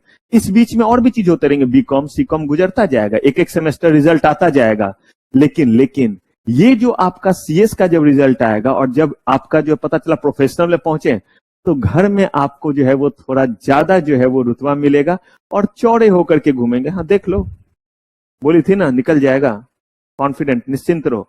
अब प्रोफेशनल तक कोई आपको टच नहीं करेगा, क्योंकि जैसे ही कोई कुछ बोलेगा आप भी बोल देंगे। पहले लोग आपको बोलते थे, अब आप बोल देंगे। वन रिजल्ट, इतना चिक चिक तो कर रही थी, वन रिजल्ट। अब प्रोफेशनल तक के एग्जाम तक कोई आपको कुछ फिर, लेकिन अगर प्रोफेशनल में हुआ गड़बड़, वो भी स्क्रिप्ट तैयार किए हुए, देख लो, यही है अहंकार, यही है ओवर कॉन्फिडेंस। नहीं, वो तो ऐसे वर्ड ओवर कॉन्फिडेंस कहां बोलते, यही है घमंड, यही है अहंकार। रावण का नहीं टिका, तेरा क्या टिकेगा। ऐसे कर करके उनका स्क्रिप्ट तैयार है आप पे हमला करने के लिए। तो ऐसे ही अब यहां पे कह रहे हैं कि अगर हम बात करें एनएससी की, अगर हम बात करें बीएससी के, तो इनके भी एक रिजल्ट नहीं है, इनके भी तरह तरह के रिजल्ट है, लेकिन उनको हम किस नाम से पुकारेंगे, इंडेक्स। आपके रिजल्ट को बोला ना, सीएस का रिजल्ट, बीकॉम का रिजल्ट, एलएलबी का रिजल्ट, इनके जो रिजल्ट हैं उनको आपने रिजल्ट को तो बोला इंडेक्स, लेकिन जैसे वहां पे बोला सीएस का रिजल्ट, वहां बोला बीकॉम का रिजल्ट, वैसे ही इस इंडेक्स से पहले कुछ लगाइए तो बोला इनके ही जो है वो कुछ कोई होंगे इंडेक्स, जो एक पर्टिकुलर जो है वो सेगमेंट के बारे में बताएंगे। जैसे आपका सीएस का रिजल्ट सीएस के सब्जेक्ट के परफॉर्मेंस को बताया, बीकॉम का रिजल्ट बीकॉम के सब्जेक्ट के परफॉर्मेंस को, एलएलबी का एलएलबी के सब्जेक्ट को, ठीक वैसे ही इनका जो है वो इंडेक्स जो है वो बेसिकली किस चीज को बताता है। इनके भी जो है वो अलग अलग इंडेक्स बने हुए, जिसमें से जो मेजर इंडेक्स है उसका नाम सेंसेक्स है। किसका, बॉम्बे स्टॉक एक्सचेंज। जैसे आप इस समय मेजरली सीएस पे ज्यादा कॉन्सेंट्रेट, क्योंकि ये आपका करियर ओरिएंटेड है। ऐसे ही कहा कि जो एनएससी का है उसका नाम क्या है, निफ्टी। लेकिन इसका मतलब ये नहीं कि आप सिर्फ सीएस की ही पढ़ाई कर रहे हैं, और भी चीजों को बीच में पढ़ रहे हैं। यानी कि सेंसेक्स सिर्फ बॉम्बे स्टॉक एक्सचेंज का इकलौता जो है वो इंडेक्स नहीं है, और निफ्टी जो है वो इकलौता इंडेक्स नहीं है। किसका, लेकिन ये इनका क्या है, मेजर इंडेक्स है। तो कहा कि अगर किसी भी कंपनी का, जो कंपनी बॉम्बे स्टॉक एक्सचेंज में लिस्टेड है, और आप जानना चाहते हैं कि आज ओवरऑल बॉम्बे स्टॉक एक्सचेंज का क्या परफॉर्मेंस रहा, तो भाई बॉम्बे स्टॉक एक्सचेंज कैसे अपना परफॉर्मेंस बताएगा। बॉम्बे स्टॉक एक्सचेंज के जो कंपनीज हैं, उन कंपनीज के परफॉर्मेंस के बेसिस पे तय होगा कि बॉम्बे स्टॉक एक्सचेंज में आज जो है वो प्राइसेस बढ़े या घटे। कई तो हजारों शेयर्स हैं, हम कैसे निकालेंगे। यहां भी हजारों शेयर्स, निफ्टी में भी। तब इन्होंने कहा कि नहीं, हम क्या करेंगे, इनमें से जो है वो कुछ सब्जेक्ट ले लेंगे और उससे परफॉर्मेंस बता देंगे। जैसे सिर्फ 4 ही सब्जेक्ट ना अगर ग्रुप 1 दिया तो, और उसी के बेसिस पे खींच दिया ना आपका पूरा खाका कि कैसी आपकी तैयारी और कैसे आप पढ़ रहे हैं। कहा ठीक वैसे ही इन हजारों में से हम क्या करते हैं, हम चुन करके हर सेगमेंट से जो है वो कुछ खास तरह का क्या ले लेंगे, कंपनी ले लेंगे। किनमें से, हजारों में से क्या करेंगे, कुछ खास तरह का जो है हम चुन करके ले लेंगे। कहा कि ये जो है वो कैसे चुनेंगे, कहा चुनने का क्राइटेरिया रखेंगे। कहा क्या क्राइटेरिया रहेगा, कहा कि वैसे कंपनी, जिस कंपनी के शेयर्स में क्या हो रहे हो, ज्यादा ट्रेड हो रहे हो, वो कंपनी जिनके ऊपर नॉन कंप्लायंस वगैरह नहीं आया, यानी कि कॉर्पोरेट गवर्नेंस का क्या हो, रिकॉर्ड हो, अच्छा रिकॉर्ड हो, और वैसी कंपनी जिस कंपनी का फंडामेंटल क्या हो, अच्छा हो। और फंडामेंटल अच्छा होने का मतलब होता है जिस कंपनी का बेस अच्छा हो, एसेट्स वगैरह का सपोर्ट हो। कहा उसमें से क्या करेंगे, कहा कि इन हजारों में से, 10,000 में से हम क्या करेंगे, हम कुछ नंबर को सेलेक्ट कर लेंगे।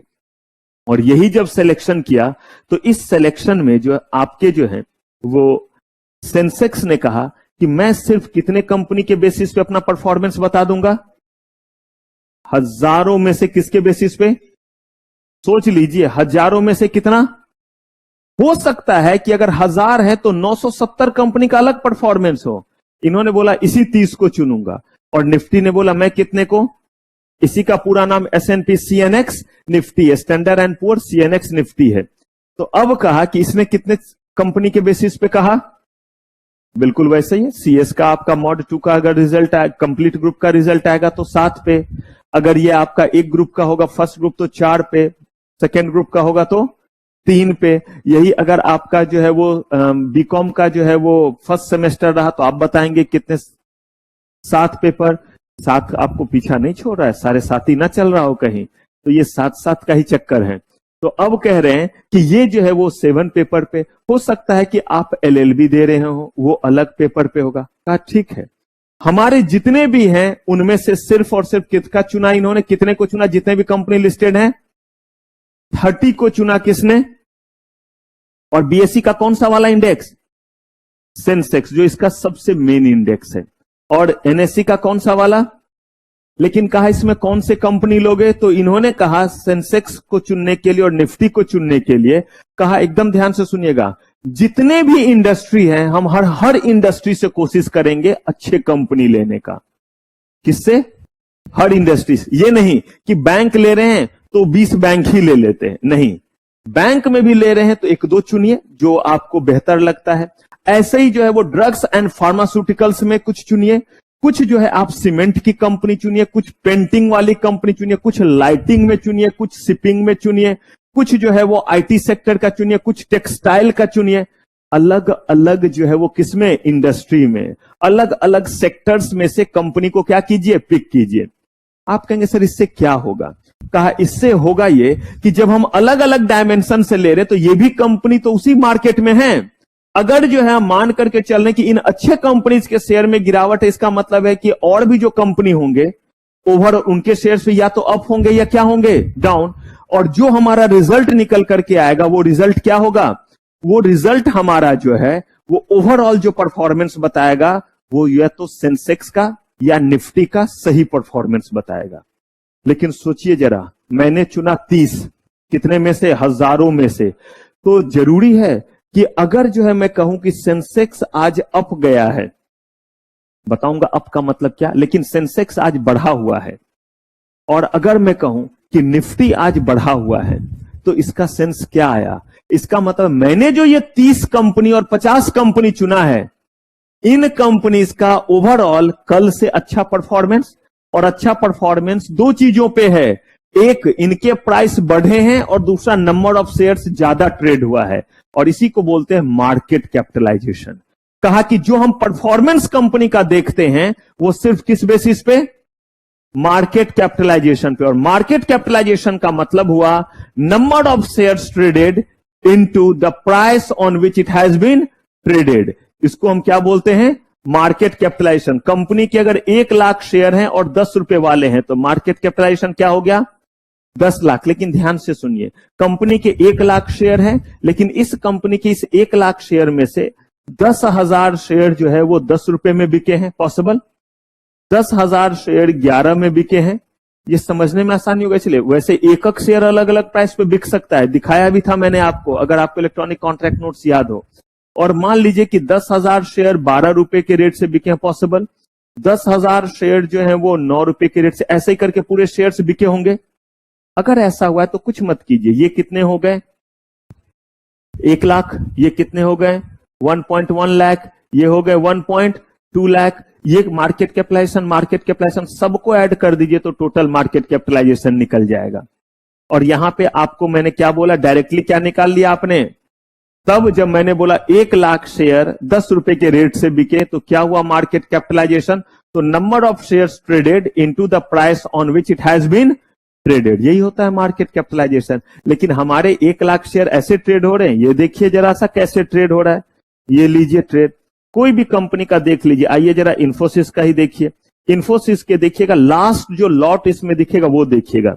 ये देखिए यहां पे लास्ट ट्रेडेड क्वांटिटी देखिए, 4 शेयर 3 शेयर कितने में बिके, ये प्राइस है। देखिए ये लास्ट ट्रेडेड प्राइस आपको दिख रहा है LTP, और यहां पे जरा देखिएगा, ये है हमारा लास्ट ट्रेडेड क्वांटिटी। देखिए एक शेयर 101 शेयर उतने में बिका, अब उसको मल्टीप्लाई कर देंगे कितना से, 1294.50 पे। 7 शेयर को उतने से, 72 को इतने से, 4 को इतने से, 12 को इतने से, 1 को इतने से, 100 को इतने से। अब ये प्राइस देखिए, फिर प्राइस भी बदल गया, ये भी बदल गया, 50 को इतने से। और ये कैलकुलेशन लगातार, आप बोलेगा सर कौन बैठा है ये करने के लिए? पॉसिबल नहीं है कि ये इंडिविजुअली होगा, ये सब का जो है वो सॉफ्टवेयर बना हुआ है, करेंगे बात। लेकिन अभी जो मैं बात आपको समझाना चाह रहा हूं कि इसी के बेसिस पे सेंसेक्स का ये जो अब पॉइंट है, जरा यहां देखते रहिएगा। ये सेंसेक्स आपको दिख रहा है, और सेंसेक्स जो दिख रहा है, तो मैं आपको दिखाता हूं ये सेंसेक्स में कौन कौन से कंपनी। यहां आपको निफ्टी भी दिख रहा है, बाकी ये दोनों को छोड़िए, बताऊंगा ये क्या है। ये जो आपको दिख रहा है निफ्टी 50, ये 50 शेयर है, इसलिए इसको निफ्टी क्या बोल देते हैं, 50। सेंसेक्स को सेंसेक्स ही बोलते हैं। अब यहां पे 3 फिगर दिख रहा है। एक, सेंसेक्स जो है वो 63,909 पॉइंट पे है, लेकिन देखिए ये पॉइंट बढ़ घट रहा है, और यहां पे जो दिख रहा है वो है 498.12। इसका मतलब यह है कि आज ये जो है वो बढ़ा हुआ है या कम है। अगर इसमें माइनस रहेगा तो इसका मतलब क्या हुआ कि ये इतने पॉइंट गिरा हुआ है, इतने पॉइंट कम हो गया, आज इतने में इसका क्या हुआ है, नुकसान। लेकिन इस नुकसान का मतलब ही बताता हूं, और ये उसमें क्या है, परसेंटेज चेंज जो है वो कितना है। यानी कि 3 चीजें, कितने पॉइंट पे बंद हुआ, कितना जो है वो आज जो है वो उसमें पॉइंट का गेन या लॉस हुआ है, और कितने परसेंटेज में हुआ है। ये सारी बातें अगले 10 मिनट के बाद सब कुछ आपके दिमाग में बैठ जाएगा। बशर्ते बहुत ध्यान से सारी बात को इस समय सुनते रहिएगा, क्योंकि जैसे थोड़ा आगे बढ़िएगा पीछे सारे बातों को आप कोरिलेट कर पाइएगा। तो देखिए ये जो मैंने कहा सेंसेक्स 50 कंपनी से है, तो देखिए ये आपको दिख रहा है, यहां पे इंडिसेस लिखा हुआ है, इसी को क्या बोलते हैं, इंडेक्स। देखिए कितने इंडेक्स हैं, आप देखिए ये जितने भी आप देख रहे हैं जिसमें बीएससी करके लगा हुआ है, ये सब इसके क्या हैं, इंडेक्स हैं। और ये जिसमें निफ्टी लगा हुआ है वो किसके इंडेक्स हैं? आप कहेगा सर इतने इंडेक्स, फिर बताइए इंडेक्स क्या बताता है, रिजल्ट को, उस सेगमेंट का। मैंने बोला था ना, सीएस का भी रिजल्ट, बीकॉम का भी रिजल्ट, सब आपका ही है, और आप ही का जो है वो एलएलबी का रिजल्ट, सब में अलग अलग सब्जेक्ट हैं। ठीक वैसे ही यहां पे देखिए, यहां जो हमारा सेंसेक्स है, जो आपका मेन जो है जिसको हम लोग बोलते हैं एसएनपी सेंसेक्स, ये ढूंढिए पहले, यहां आ गया एसएनपी बीएससी सेंसेक्स। इसमें आपको 30 कंपनीज दिखेंगे, और ऐसे ही पहले एक निफ्टी 50 पे आ जाते हैं, और तब बाकी चीज आपको समझाता हूं। ये जो मैंने लिया बीएससी का सेंसेक्स, इसमें कितने कंपनीज, अब देखिए ये 30 कंपनी यहां साफ लिखा हुआ है, ये कोई एग्जांपल नहीं है, ये लाइव है, और यही इस समय इसके 30 कंपनीज में। और निफ्टी में कितने कंपनीज हैं, आप देखिएगा कि जो कंपनी अच्छी होगी वो दोनों को मोर और लेस अच्छी लगेगी, थोड़े बहुत अंतर हो सकते हैं। तो आप देखेंगे कि जो कंपनी, यहां पे देखिए सेंसेक्स में एशियन पेंट है, एक्सिस बैंक है, बजाज फिनसर्व। अब आप देखिए कैसे बदलता जा रहा है, एशियन पेंट पेंटिंग की कंपनी हो गई, एक्सिस बैंक जो है वो बैंकिंग सेक्टर में हो गया, नहीं हो गया, ये बजाज फिनसर्व क्या हो गया, एनबीएफसी हो गया, डॉक्टर रेड्डी किस में आ गया, फार्मास्यूटिकल्स में। ऐसे करके इन्होंने चुना है या नहीं चुना है। इंफोसिस आपका देखिए, आपका जो है वो आईटी सेक्टर में हो गया। ऐसे ही करके एलएनटी जो है वो आपका लार्सन एंड टुब्रो, कहने की अलग अलग हर तरह से चुना है। एनटीपीसी है, नेस्ले है, तो महिंद्रा एंड महिंद्रा है, थार वाला। ऐसे ही कर करके जो है वो आपके कितने कंपनी हो गए, 30। आप अगर काउंट करना चाहे बिल्कुल कर लीजिए, और ये आपको कितने कंपनी दिखेंगे, 30। यहां पे जो है वो देखिए निफ्टी ने भी अपना रखा, और इसमें कितने दिखेंगे आपको, इसमें 50। लेकिन देखिएगा जो कंपनी अच्छी है वो इनके लिए भी अच्छा हुआ नॉर्मली। तो यहां अगर आप देखते हैं एशियन पेंट और एक्सिस बैंक, तो देखिए तो ए से ये दोनों है या नहीं, देखिए एक्सिस बैंक भी है और एशियन पेंट भी है। लेकिन इसके अलावा इन्होंने जो है वो किसको रखा है, अदानी पोर्ट्स को भी रखा है, इसको भी इसमें शामिल किया। ऐसे ही जब आप देखेंगे तो इन्होंने बजाज ऑटो को भी रखा है, लेकिन इसने जो है वो बजाज किसको सिर्फ रखा है, फिनसर्व को। तो देखिए बजाज फिनसर्व आपको यहां भी दिखेगा। कहने का मतलब है जब 20 ज्यादा है तो वो और कोई कंपनी तो होगी ही, लेकिन जो कंपनी आपकी बहुत अच्छी है वो एनएससी वाले जो है वो रिजल्ट में भी है और बीएससी, यानी कि वो निफ्टी में भी है और किसमें है। इसका मतलब ये दोनों कंपनी उस स्टॉक एक्सचेंज में लिस्टेड है या नहीं। अरे भाई पहले लिस्टेड रहेगा उसी में से तो चुनेंगे, ऐसा नहीं है कि एनएससी में लिस्टेड ही नहीं है, बीएससी में लिस्टेड अच्छा कंपनी है तो उसको हम अपने में लाएंगे, नहीं। क्योंकि आपको जो इंडेक्स बनाना है वो उसी से बनाना है कि आपके पास जो जो कंपनी लिस्टेड है उनमें से क्या कीजिए, बेहतरीन 50 चुनिए और बेहतरीन क्या चुनिए, 30 चुनिए। अब जो ये बेहतरीन 30 और बेहतरीन 50 का सिलेक्शन करेंगे उसके बहुत सारे क्राइटेरिया, लेकिन उसके मेजर 3 क्राइटेरिया हैं। एक है कंपनी का फंडामेंटल कैसा है। कंपनी के फंडामेंटल का मतलब होता है कंपनी के incorporation, promoter, assets, overall company कैसा है, कहा ठीक है। दूसरा कहा corporate governance, very very important. कहा कॉर्पोरेट गवर्नेंस का मतलब कंपनी कितना गुल खिलाई है, बराबर नोटिस आता रहता है या ये कंप्लायंस पूरा करते रहते हैं। आपने पढ़ा होगा corporate governance word, audit committee जब आपने पढ़ा होगा, ठीक है, उसको हम लोग रिवाइज करेंगे, दोबारा पढ़ेंगे जब एलओडीआर पढ़ेंगे कि कॉर्पोरेट गवर्नेंस के तहत क्या क्या किया जा सकता है। कहा कॉर्पोरेट गवर्नेंस का मतलब होता है रूल रेगुलेशन को कंप्लाई करना। तो अगर आप रूल रेगुलेशन को कंप्लाई कर रहे हैं तभी हम आपको किस लिस्ट में रखेंगे, निफ्टी और सेंसेक्स के इंडेक्स वाले लिस्ट में आपको रखेंगे। तीसरा चीज जो है वो, तीसरा चीज क्या कहा, एकदम ध्यान से सुनिएगा वरना गायब हो जाएगा। अगर एक आध झपकी मार लिए तो सब उड़ा हुआ रहेगा, कुछ याद नहीं रहेगा फिर। अब जो हम लोग बात कर रहे हैं वो है तीसरे एस्पेक्ट का, और तीसरा एस्पेक्ट जो है वो बेसिकली क्या है, तीसरा एस्पेक्ट हमारा है कि शेयर्स में ट्रेडिंग कितनी हो रही है। पता चला ऐसे कंपनी को ले लिया जिस कंपनी में ट्रेड ही नहीं हो रहा। आप गौर से देखिए, इस समय आपके पास जो है ये है निफ्टी वाला और ये है आपके पास सेंसेक्स वाला।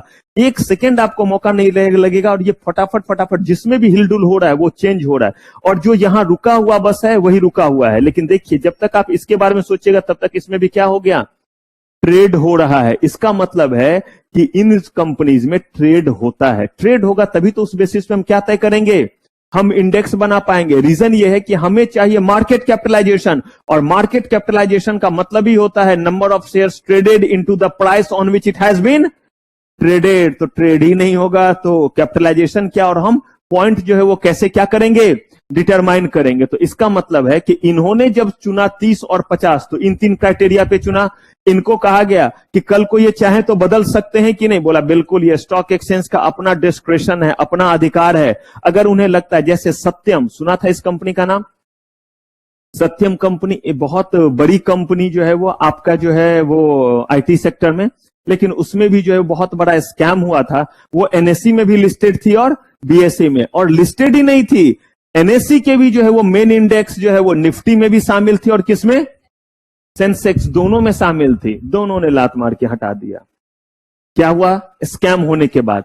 मुझे एक चीज बताइए, डिलिस्ट नहीं, पहले किससे हटाया, डिलिस्ट तो एक प्रोसेस होता है, लेकिन किससे हटा दिया, बोला कि हम आपको निफ्टी और सेंसेक्स के डिटर्मिनेशन में लिखे, आप भी रहिए लिस्टेड, जैसे हमारे पास हजारों कंपनी उसमें आप भी रहिए, लेकिन आपका जो है वो फ्रॉड का है तो हमने आपको क्या कर दिया, हटा दिया। कहने का मतलब है कि ये स्टॉक एक्सचेंज का अपना अधिकार है कि वो 30 में से किस किस कंपनी को रखेंगे और 50 में किसको रखेंगे। लेकिन उसको रखने के लिए 3 मेजर क्राइटेरिया रखा, फंडामेंटल, ट्रेडिंग उसमें होना चाहिए, उसका जो है वो ट्रेड का पैटर्न होना चाहिए, और कॉर्पोरेट गवर्नेंस का बहुत साउंड रिकॉर्ड होना चाहिए। ठीक है, अब इसके बाद इन्होंने कहा कि क्या ये 51 रख सकते हैं, कहा मर्जी है, रख सकते हैं। 31 रख सकते हैं, रख सकते हैं। कुछ दिन पहले निफ्टी ने थोड़ा एक्सपेरिमेंट किया था, 50 की जगह 1 को क्या किया था, इन्वॉल्व किया था, 6-7 महीने रखा, फिर वापस किस पे आ गए, 50 पे आ गए। फिलहाल अगर हम बात करें तो निफ्टी कितने कंपनीज से डिटरमाइन होता है, और सेंसेक्स नाम का जो इंडेक्स है जो बीएसई का है वो कितने कंपनीज के शेयर से डिटरमाइन होता है, 30। अब ये 30 और 50 के सिलेक्शन का क्राइटेरिया मैंने आपको बता दिया, लेकिन उनके इस क्राइटेरिया से ये कैसे आपका डिटरमाइन होता है, मुझे एक चीज बताइए। इस समय जो मैं क्लिक किया हुआ हूं ये निफ्टी है, और ये जो है अब क्लिक कर रहा हूं ये क्या है, जो आपको यहां ब्लू में दिखेगा वो वाला मेरा क्लिक्ड है। इसके को देखिए और यहां पे इस मूवमेंट को देखिए।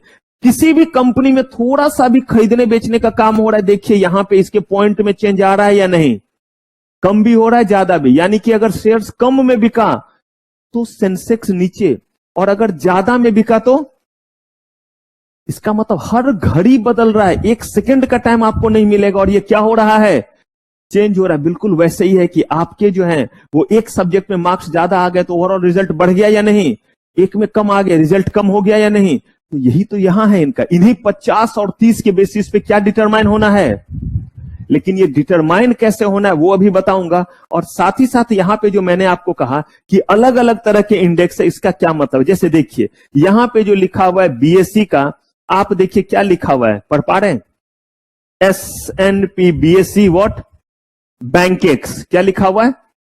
इसका मतलब है कि ये सिर्फ और सिर्फ किसके परफॉर्मेंस को बताएगी, बैंकिंग सेक्टर का आज क्या परफॉर्मेंस है, किस स्टॉक एक्सचेंज में, बॉम्बे स्टॉक एक्सचेंज। ऐसे निफ्टी ने भी बनाया हुआ है, उसका तो यहां पे मैंने रखा ही हुआ है, निफ्टी बैंक अपना नाम रखा है। तो सिर्फ और सिर्फ बैंकिंग सेक्टर में जितनी भी कंपनीज लिस्टेड है बॉम्बे स्टॉक एक्सचेंज में, उसका कैसा परफॉर्मेंस है। तो जैसे ही आप यहां पे क्लिक कीजिएगा आपको उसका परफॉर्मेंस क्या हो जाएगा, दिख जाएगा कि आज ये कितना अप कितना डाउन। लेकिन क्या इतने ही बैंक हमारे पास हैं, बहुत सारे हैं। इसमें से इतने ही बैंक को इन्होंने चुना किस चीज के लिए, अपने बैंकिंग इंडेक्स को क्या करने के लिए, सेलेक्ट करने के लिए, परफॉर्म करने के लिए। दूसरा, अगर हम इसी में देखें निफ्टी बैंक, तो इसका मतलब यहां पे इन्होंने ये देखिए निफ्टी 100 भी है, निफ्टी बैंक भी है, निफ्टी ऑटो भी है। इसका मतलब निफ्टी ऑटो पे अगर क्लिक किया तो ये बताता है कि जितने भी ऑटोमोबाइल सेक्टर कहां, पूरे वर्ल्ड में हैं, नहीं, जो कहां लिस्टेड हैं एनएससी में, उसका आज कैसा ओवरऑल परफॉर्मेंस रहेगा। लेकिन वो किसके बेसिस पे निकाल रहे हैं, इन्हीं कंपनीज के बेसिस पे। होंगे तो और भी बड़े सारे, ऐसे ही बैंक के केस में ऐसे ही देखिए और कितने तरह के इनके नाम है। निफ्टी एनर्जी नाम रखा है, निफ्टी एफएमसीजी है। तो कहा एफएमसीजी में बड़े कंपनी है, लेकिन इन्होंने जो डिटरमाइन किया वो कितने के बेसिस पे, इनके बेसिस पे किया है।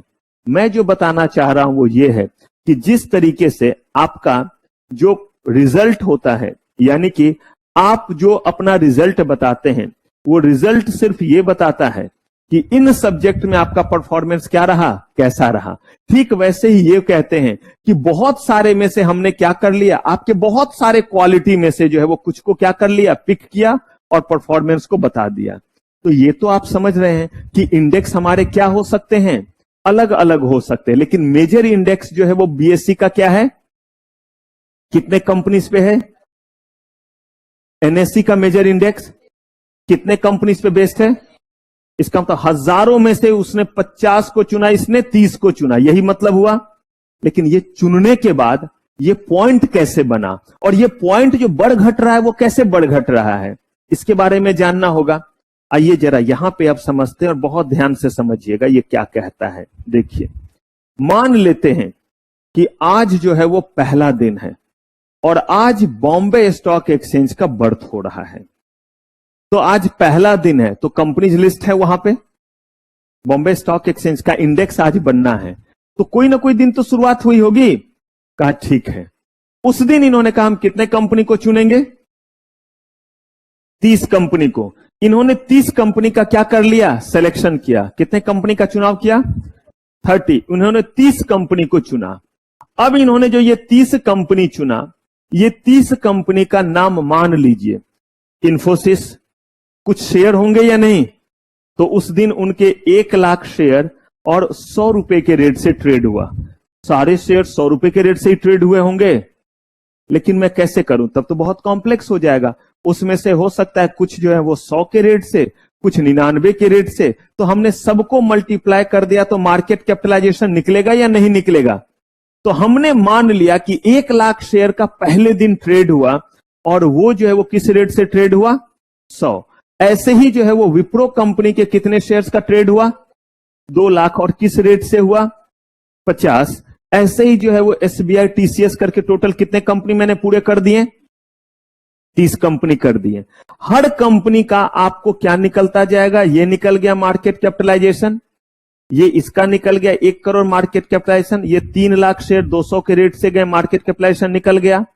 ऐसे ही करते हुए इसी को ऐड करते करते करते, बहुत ध्यान से सुनिएगा, इसी को ऐड करते करते करते हमने कितने कंपनी का मार्केट कैपिटलाइजेशन निकाला, 30 कंपनी का। ये 30 कंपनी का जो हमने मार्केट कैपिटलाइजेशन निकाला, मान लीजिए कोई भी डेट आप देखिए, आज का ही दिन लिया, कितना हो गया ये, या जो डेट है रहने दीजिए, उसी डेट को, कि पुरानी बात है, किसी भी समय उसी समय अगर हुआ होगा। तो ये कितना करोड़ निकल गया हमारा? ये हमारा जो है वो निकल गया 100 करोड़। ये 100 करोड़ कब निकला?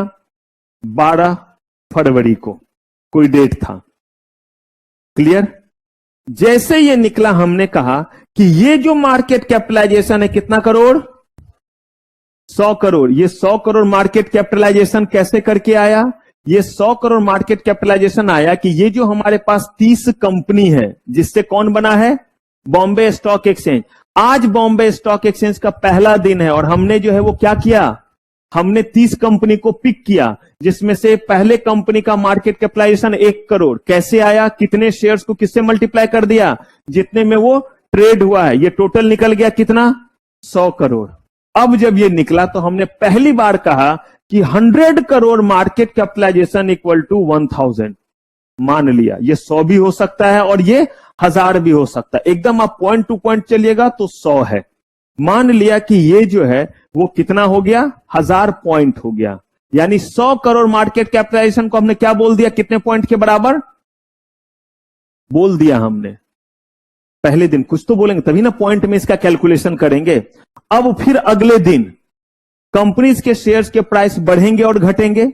यहां पे देखिए, अगर जो है ये जो 100 रुपए में ट्रेड हुआ, आज जो है वो इंफोसिस के कंपनी के शेयर 120 में ट्रेड हो रहा है। अब मार्केट कैपिटलाइजेशन कितना हो गया? 1 करोड़ 20 लाख।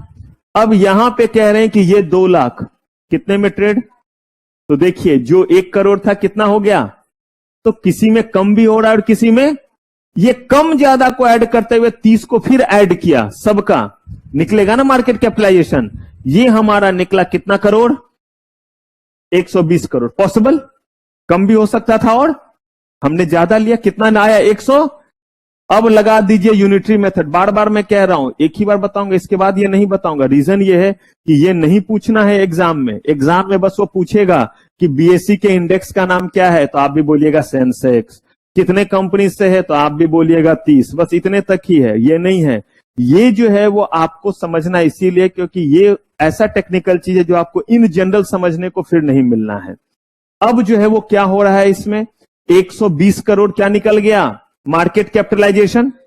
ये मार्केट कैपिटलाइजेशन को अब हमें पॉइंट देना, हमें 3 चीज देना है कि आज बॉम्बे स्टॉक एक्सचेंज कितने पॉइंट पे बंद हुआ, कितने पॉइंट बढ़ करके या घट करके बंद हुआ, और कितना % बढ़ करके या घट करके बंद हुआ। वही 3 फिगर जो आज आपको दिख रहा है। तो कहा कि यहां पे हमने इसको एक ही नियम, यूनिटरी मेथड लगाया। 100 crore market capitalisation equal to how much point? ये तो हमने माना था। तो 1 crore equal to 1000 by 100 point. कितना मार्केट कैपिटलाइजेशन है आज के डेट में हमारा 13 तारीख को? तो 120 crore market capitalisation equal to how much point? तो अब आप लिखेंगे कि आज बीएससी का सेंसेक्स 1200 पॉइंट पे बंद हुआ। यानी कि इस समय वो पॉइंट कितना हो गया? 1000 से बढ़ करके।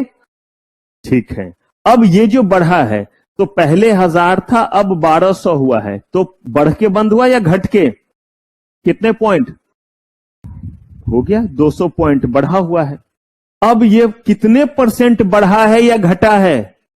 तो नहीं निकाल लेंगे कि 1000 में ये 200 कितना हुआ? 1200 में मत निकालिएगा, आता है ना परसेंटेज निकालने, हमेशा इससे कोरिलेट करते हैं। तो कितना % हो गया? 20%। अब चलिए अगले दिन 14 तारीख को सब लोग वैलेंटाइन डे मना रहे थे। अब उस दिन क्या हुआ? देखिए, हाय हाय, क्या आएंगे? ग्रुप 1 3 बजे से है। अच्छा, मॉड 1 में ये बहुत खुश रहते हैं। आप लोगों ने गौर किया है हर्ष को? लेकिन मॉड 2 का जब क्लास चलता है तो बहुत उदास रहता है, मुझे भी दुख लगता है। लेकिन जब मॉड 1 का जैसे ही ब्रेक ही जब शुरू होता है तभी से ये खुश हो जाते हैं। आप गौर कीजिएगा, अभी नहीं, अभी वाले ब्रेक में ज्यादा फर्क नहीं पड़ेगा, अगले बार वाले में आप देखिएगा कितना खुश रहेंगे। चलिए कोई बात नहीं, आते हैं अब यहां पे। अच्छा देखिए, ये है राजेंद्र प्रसाद, मैं ही नालायक, लेकिन इनकी लायकी मैं दिखाऊंगा 3 बजे के। आप बस ध्यान रखिएगा जब मैं बोलूंगा कि ये देखो। बहुतों का आजकल ध्यान रख रहे हैं हर्ष, आपको पता है? नहीं पता है? चलिए आइए जरा अब देखते हैं जरा आज कैसा रहता है परफॉर्मेंस, उसी पे अगले दिन का तय करेंगे। चलिए अब जो है वो अगले दिन 14 फरवरी काम धंधा थोड़ा कम चला और देखिए मार्केट कैपिटलाइजेशन कितना, अब 80 करोड़, एकदम ध्यान से समझिएगा। 80 करोड़ का आपको क्या निकालना है? 3 बातें, कितने पॉइंट पे सेंसेक्स बंद हुआ, कितने पॉइंट बढ़ के या घट के बंद हुआ, और कितने परसेंट का जो है वो इंक्रीज या, ये 3 चीज निकालना है। अब हमारे पास इसको निकालने के लिए एक है कि या तो हम इसी बेस के अकॉर्डिंग चलें कि 100 crore market capitalisation equal to how much point. तो अगर उस तरह से चलेंगे तो लीजिए 100 crore market capitalisation equal to 1000 point of Sensex, तो 1 पॉइंट, इसलिए कितने 80 crore market capitalisation equal to how much point, तो क्या हो गया ये 800। अब 800 हुआ तो कितने का डाउनफॉल, क्यों भाई यहां से लेंगे या यहां से? हमेशा याद रखिएगा पिछले दिन से भी नहीं लेते, ये तो समझाने के लिए कर रहा हूं, हमेशा पिछले मोमेंट से लेते हैं। ठीक पिछले मोमेंट में कितना था, तो यहां पे हम पिछला दिन ही ले रहे हैं, तो लास्ट डे जो था वो कितना था 1200 था, तो ये कितने पॉइंट नीचे गया। लेकिन अब आपको परसेंटेज भी निकालना है, तो ये 400 किस में निकालना है, ऐसे ही निकालेंगे ना कि 1200 में 400 पॉइंट डाउन, इसीलिए 1 में इतना, इसीलिए 100 में इतना, तो कितना निकला 33.33%। अब देखिए मैंने एक दूसरे तरीके से निकाला, मैं इस बेस से नहीं निकाल रहा हूं। मैंने क्या किया, मुझे पिछला पॉइंट पता है या नहीं, तो मैंने निकाला 120 crore market capitalisation equal to 1200 point of Sensex, 1200 point of Sensex. क्या ये गलत बात है? सही बात है, पिछला पॉइंट तो यही था। इससे भी अगर मैंने निकाला तो भी मेरा 80 जो है वो करोड़ मार्केट कैपिटलाइजेशन कितना आया। और यही प्रोसेस चलता है, हम उस बेस से हर बार कैलकुलेट नहीं करते हैं, हमेशा हम लास्ट वाले से करते हैं। और यही वजह है कि आज के डेट में बेस को लेकर के क्लैरिटी नहीं है कि उसका बेस कितना था। 1875 इतनी पुरानी बात हो गई कि हम इसी चीज को भूल गए कि आखिर बेस इसका कितना लिया था। हालांकि बुक वगैरह कहता है 100 इसको और निफ्टी को कहता है 1000, लेकिन आपके लेवल पे, लेकिन जब आप और ऊपर के लेवल पे चलिएगा तो उनके बीच में कॉन्ट्राडिक्शन है इस चीज को लेकर के कि हमें याद नहीं है कि वो बेस क्या था, कितना हमने लिया था। कहते कोई फर्क नहीं पड़ता है। कहा क्यों नहीं फर्क पड़ता है? नहीं याद था हमें कि 100 crore market capitalisation equal to 1000 point, लेकिन ये वाला तो याद था क्योंकि ये तो अभी जस्ट बीता है। कौन सा वाला? 120 करोड़। फिर अगला वाला जब करेंगे तो ना 100 वाला लेंगे ना 120, अब क्या लेंगे 80 करोड़ मार्केट कैपिटल, क्योंकि यहां से ही तो हमें पॉइंट को लेकर के चलना रहेगा और इसी 800 से तो देखना रहेगा कि कितने पॉइंट अप गया या कितने पॉइंट, और परसेंटेज भी तो यहां से ही देखेंगे। अब मुझे बताइए ये समझ में आ रहा है कैसे कैलकुलेट हो रहा है और ये कैसे बदल रहा है वो देखिए। यहां पे अगर एक भी कंपनी के शेयर्स में खरीदने या बेचने का काम होगा तो मार्केट कैपिटलाइजेशन चेंज होगा या नहीं, और अगर मार्केट कैपिटलाइजेशन चेंज होगा तो भले फ्रैक्शन में ही सही चेंजेस आएंगे या नहीं पॉइंट में, और हर घड़ी शेयर खरीदा या बेचा जा रहा है या नहीं। ये तो मैंने ना ऐसे तसल्ली से बोल दिया, सबको मल्टीप्लाई करके आराम से निकाल लेंगे। ये देखिए जैसे ही जो है वो सिर्फ ये जानना चाहते हैं कि ये पॉइंट जो है वो बढ़ रहा है घट रहा है, जब तक बोलना चाहते हैं तब तक तो ऊपर नीचे चला जाता है, क्या बोले। ये देखिए जैसे हम सेंसेक्स का ही ले लिए, ये कंपनी के शेयर खरीदे बेचे गए या नहीं खरीदे बेचे गए, यही ब्लू और रेड क्या बता रहा है कि ये खरीदे और क्या किए जा रहे हैं।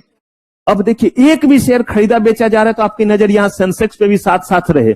देखिए सेंसेक्स का हर घड़ी देखिए पॉइंट में ही बदले, लेकिन बदल रहा है। देखिए ये अब 5 में, लेकिन 01 07 ऐसे करके बदल रहा है और उसके अकॉर्डिंगली ये भी चेंज हो रहा है और उसके अकॉर्डिंग ये इसको चेंज होने में थोड़ा ज्यादा टाइम लगेगा क्योंकि परसेंटेज, क्योंकि बहुत बड़ा अमाउंट है ना, इसीलिए परसेंटेज 100 में परसेंटेज तुरंत चेंज हो जाएगा अगर 5 का अंतर हुआ तो, लेकिन अगर 5 करोड़ शेयर में से 5 शेयर जाएगा तो थोड़ा सा जो है उसको चेंज होने में टाइम लगेगा क्योंकि वो फ्रैक्शन में चला जाएगा। और फ्रैक्शन के 2 डिजिट आप देख पा रहे हैं ना, जब 3-4 डिजिट वाला था वो आपको नहीं दिख रहा, नहीं तो हर घड़ी दिखता रहता। अब ये 8-4 से पहले देखिए 8-4, लेकिन यहां चेंज हो रहा है, लेकिन ये 8-4 में चेंज नहीं है, लेकिन देखिए यहां हर देखिए अब 8-3 हुआ जब वो उस रेंज में आया तो, क्योंकि उससे पहले वो अगले फ्रैक्शन के डिजिट में होगा। ये पूरी बात समझ में आई? पक्का? हाँ जी, सबको पक्का। तो अब देखिए, हाँ, वो माना था, वो हमने नहीं माना था, वो उसी समय क्या किया गया होगा, माना कि अगर मान लीजिए कि मार्केट कैपिटलाइजेशन कितना आया, 100 करोड़ आया, तो कहा आज के दिन हम ये मान लेते हैं कि अगर 100 करोड़ हमारा मार्केट कैपिटलाइजेशन है तो हम इसको कितने पॉइंट बोलेंगे सेंसेक्स का। और कल के डेट में अगर हमने बोला कि 1000 पॉइंट जो है वो सेंसेक्स है, तो इसका मतलब समझ लो मार्केट कैपिटलाइजेशन कितना है। और इसी से हम निकालेंगे कि मार्केट कितने पॉइंट बढ़ा और कितने पॉइंट, ताकि हम इतना लंबा चौड़ा मार्केट कैपिटलाइजेशन नहीं बोलना चाहते। आप देखिए आज इंफोसिस का, एकदम ध्यान से सुनते रहिएगा, कहीं दिमाग इधर उधर नहीं, वरना ये सब चीज बताऊंगा नहीं, फिर अपना पढ़ते रहिए, मजे लेते रहिए, ध्यान से समझिए, इसमें ज्यादा खून जलता है हम लोगों का भी बताते वक्त। यहां पे हम लोग बात कर रहे हैं, जरा देखिए, सिर्फ इंफोसिस का हम बात कर रहे हैं बीएससी में, टोटल ट्रेडेड वॉल्यूम को ही बोलते हैं मार्केट कैपिटलाइजेशन। ये है मार्केट कैपिटलाइजेशन। तो देखिए अभी तक इतने जो है वो मार्केट कैपिटलाइजेशन हो चुका है। अगले घड़ी ये मार्केट कैपिटलाइजेशन बदल रहा है या नहीं, देखते रहिए। ये अगर बदलेगा तो इस मार्केट कैपिटलाइजेशन का असर जो है वो पड़ेगा या नहीं टोटल मार्केट कैपिटलाइजेशन पे, क्योंकि इंफोसिस भी सेंसेक्स में भी और किसमें है। तो अगर इंफोसिस का आपने 10 शेयर भी खरीदा तो मार्केट कैपिटलाइजेशन बढ़ेगा घटेगा, और ये बढ़ेगा घटेगा तो टोटल मार्केट कैपिटलाइजेशन बढ़ेगा घटेगा या नहीं।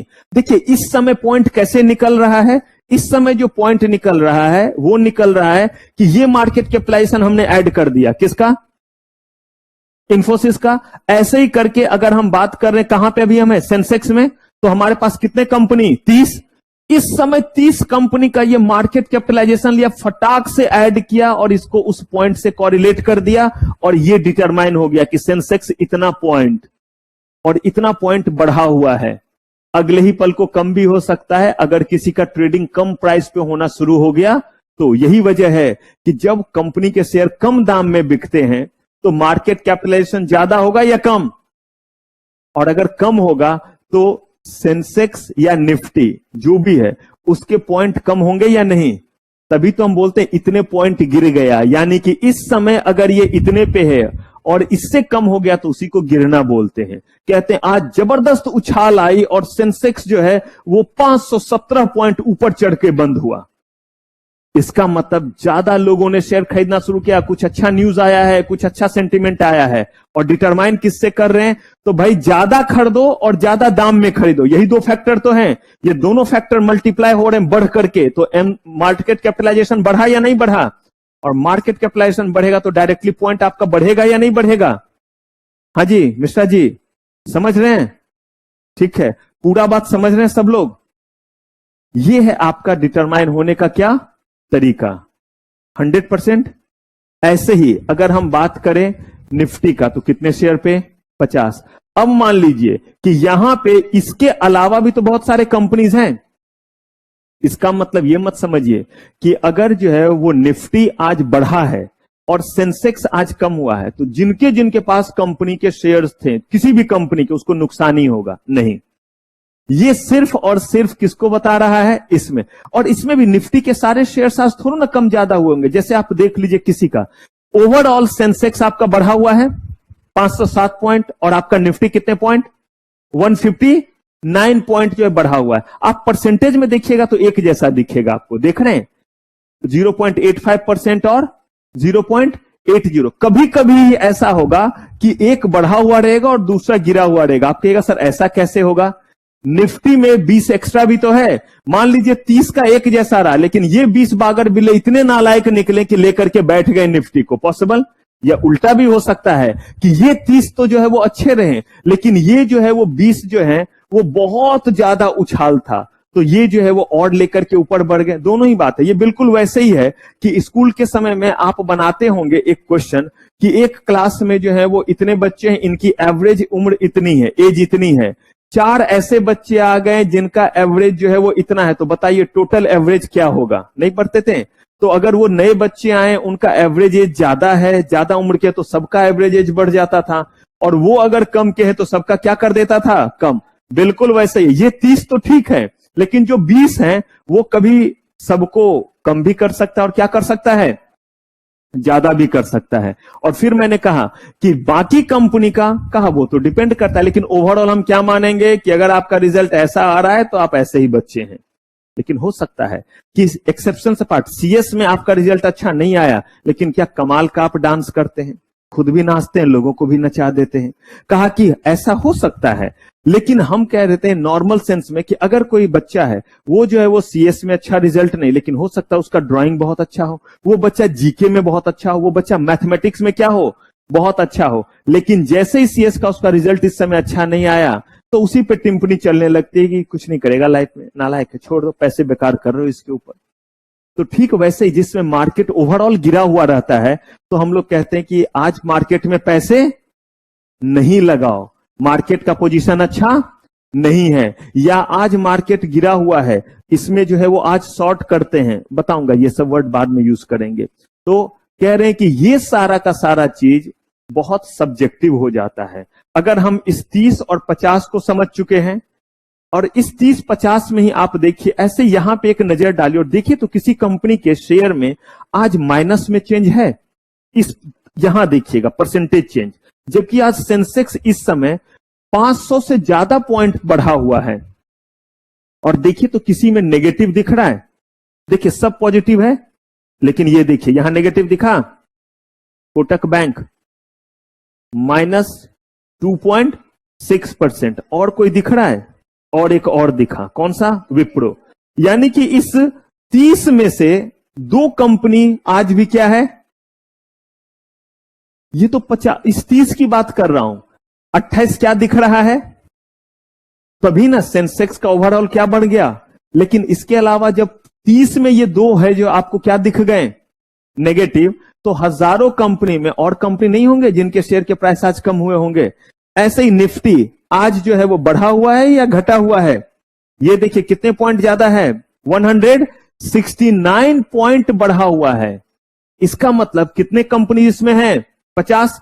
जरा देखिए तो इस कतार में सब बढ़ा हुआ है, सब बढ़ा हुआ है, सब बढ़ा मिल गया, कौन है, एचडीएफसी लाइफ इंश्योरेंस की कंपनी है। और देखिए उसके बाद कौन है, हीरो मोटो, ये भी जो है वो नीचे, और कोई दिख रहा है, हाँ ये देखिए कोटक बैंक, देख रहे हैं कोटक बैंक दोनों में लिस्टेड है, वहां पे भी गिरा हुआ है और यहां पे भी, और कोई दिख रहा है,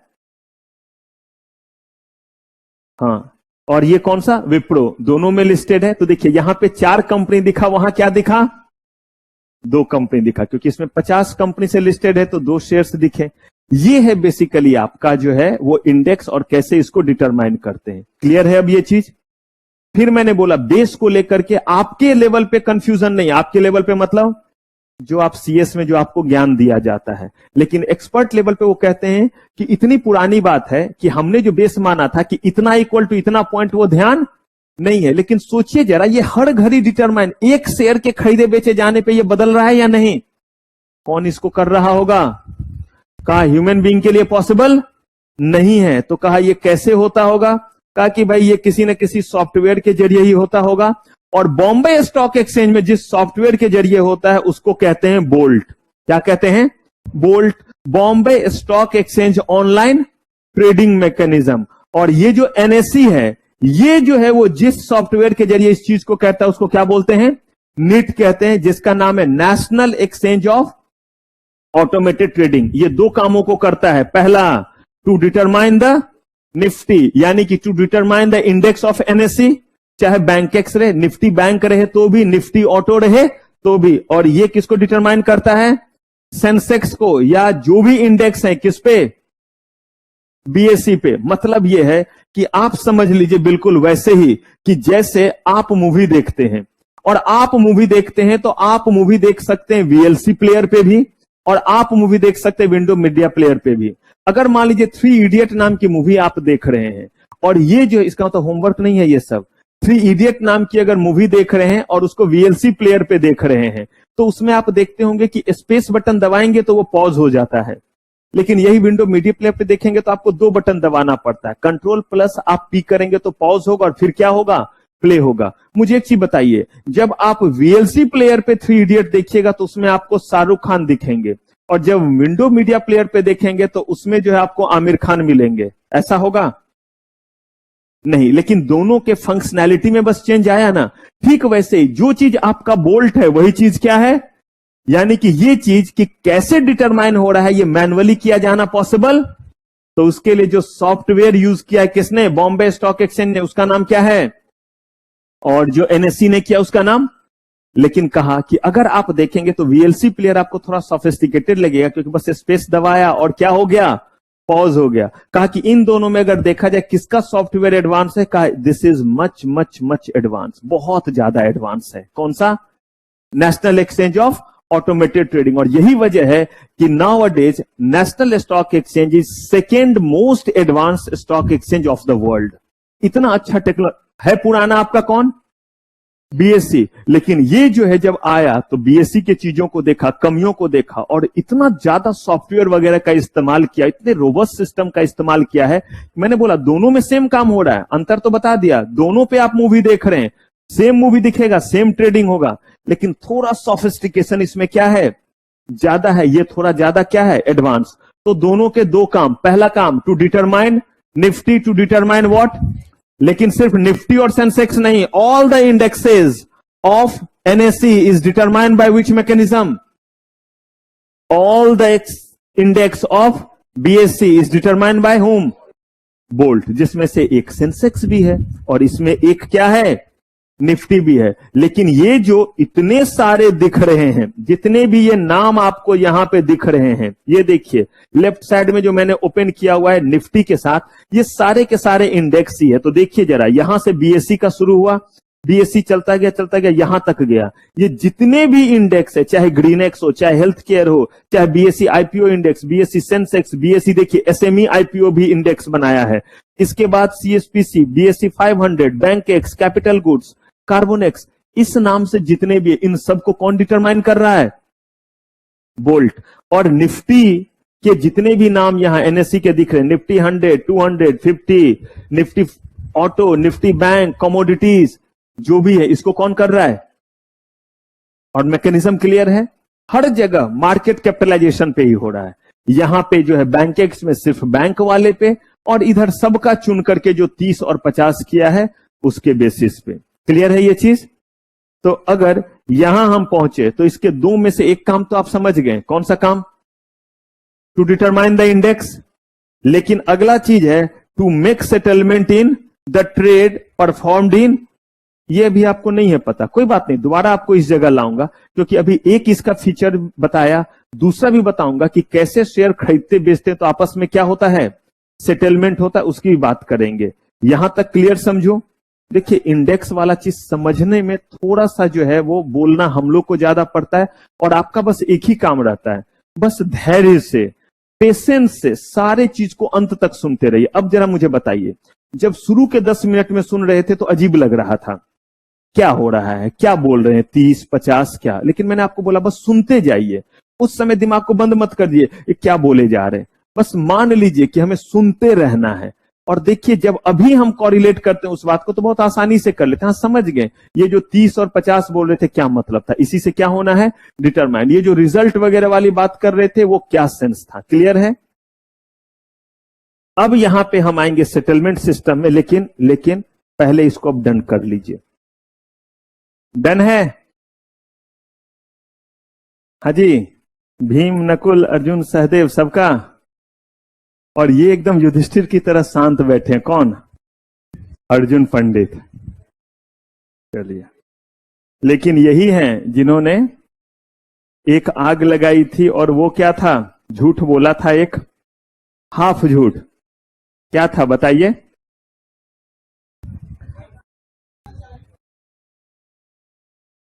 क्या था वो श्लोक, अश्वस्थामा हतो हतः। अब उसने, एक हाथी था और हतः मतलब मारा गया, तो उसने ना झूठ बोला, लेकिन उस समय के अकॉर्डिंग वो क्या माना गया, झूठ माना गया, क्योंकि उस चीज को तो वो यही समझे कि मेरा बच्चा जो है वो मारा गया। एनीवे, चलिए अब इसमें हमारा एक एस्पेक्ट आता है कि हमने देखा था कि किस तरीके से पहले फिजिकल शेयर सर्टिफिकेट जो है वो चलता था, फिर किस में आए, इलेक्ट्रॉनिक फॉर्म में। वैसे ही अब जरा यहां देखिए कि जिस समय स्टॉक एक्सचेंज स्टार्ट हुआ था, कभी ना कभी तो स्टॉक एक्सचेंज क्या हुआ होगा, शुरू हुआ होगा। तो क्या पहले दिन से वैसे ही ट्रेड होता होगा जैसे टर्मिनल पे अभी हम कर रहे हैं, क्लिक करते हैं, बाय करते हैं, सेल करते हैं? कहा नहीं।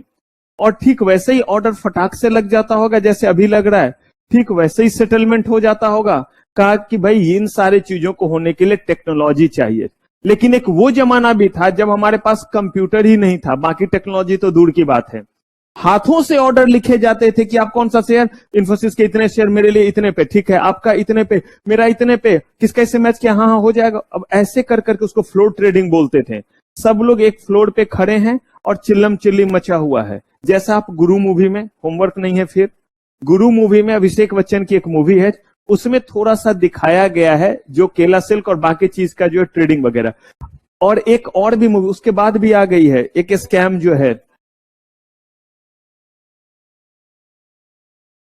हाँ, और एक उसमें अभिषेक बच्चन भी है, एक उसमें मूवी भी बनी, तो जो भी, तो उसमें जो है वो कहीं ना कहीं उस चीज को थोड़ा सा दिखलाया गया है। किस चीज को? फ्लोर ट्रेडिंग को, कि कैसे पहले ट्रेडिंग हाथ में लिख लिख करके लोग काम करते थे, जो ब्रोकर वगैरह होते थे अपने डायरी को मेंटेन करते थे। जरा सोचिए, अगर इस तरीके से ट्रेड होता था तो फिर आज के समय में हम पहुंचे कैसे? यानी पहले सेटलमेंट कैसे होता होगा? सेटलमेंट का मतलब है कि शेयर मैंने खरीदा तो मेरे पास जो है वो शेयर आ जाए और पैसे उनके पास चले जाए जिन्होंने शेयर्स क्या किया है, बेचा है। अब इस काम में कैसे समय लगेगा और ये कैसे सेटलमेंट हो पाएगा? तो हम शुरुआत करेंगे इस सेटलमेंट का उस समय से जिस समय एक सप्ताह में सिर्फ और सिर्फ ट्रेडिंग होता था, सेटलमेंट नहीं। आज पूरा सप्ताह सिर्फ ट्रेड होगा, ऑर्डर लगाइए, सेटलमेंट नहीं।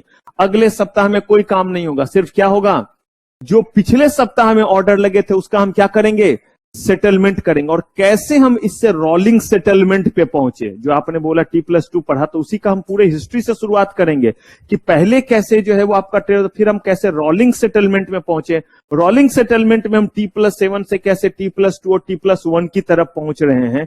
ये सारा चीज हम लोग देखेंगे अपने नेक्स्ट एपिसोड में। यहां तक के चीजों को एकदम अच्छे से क्या कर लीजिएगा, रिवाइज कर लीजिएगा, चीजों को समझ के रिवाइज कीजिएगा, रट्टा मारने की जरूरत नहीं है। तो चलिए फिलहाल आज की मेरी CMSL की सेवा समाप्त। थैंक यू वेरी मच, आपका बहुत बहुत धन्यवाद।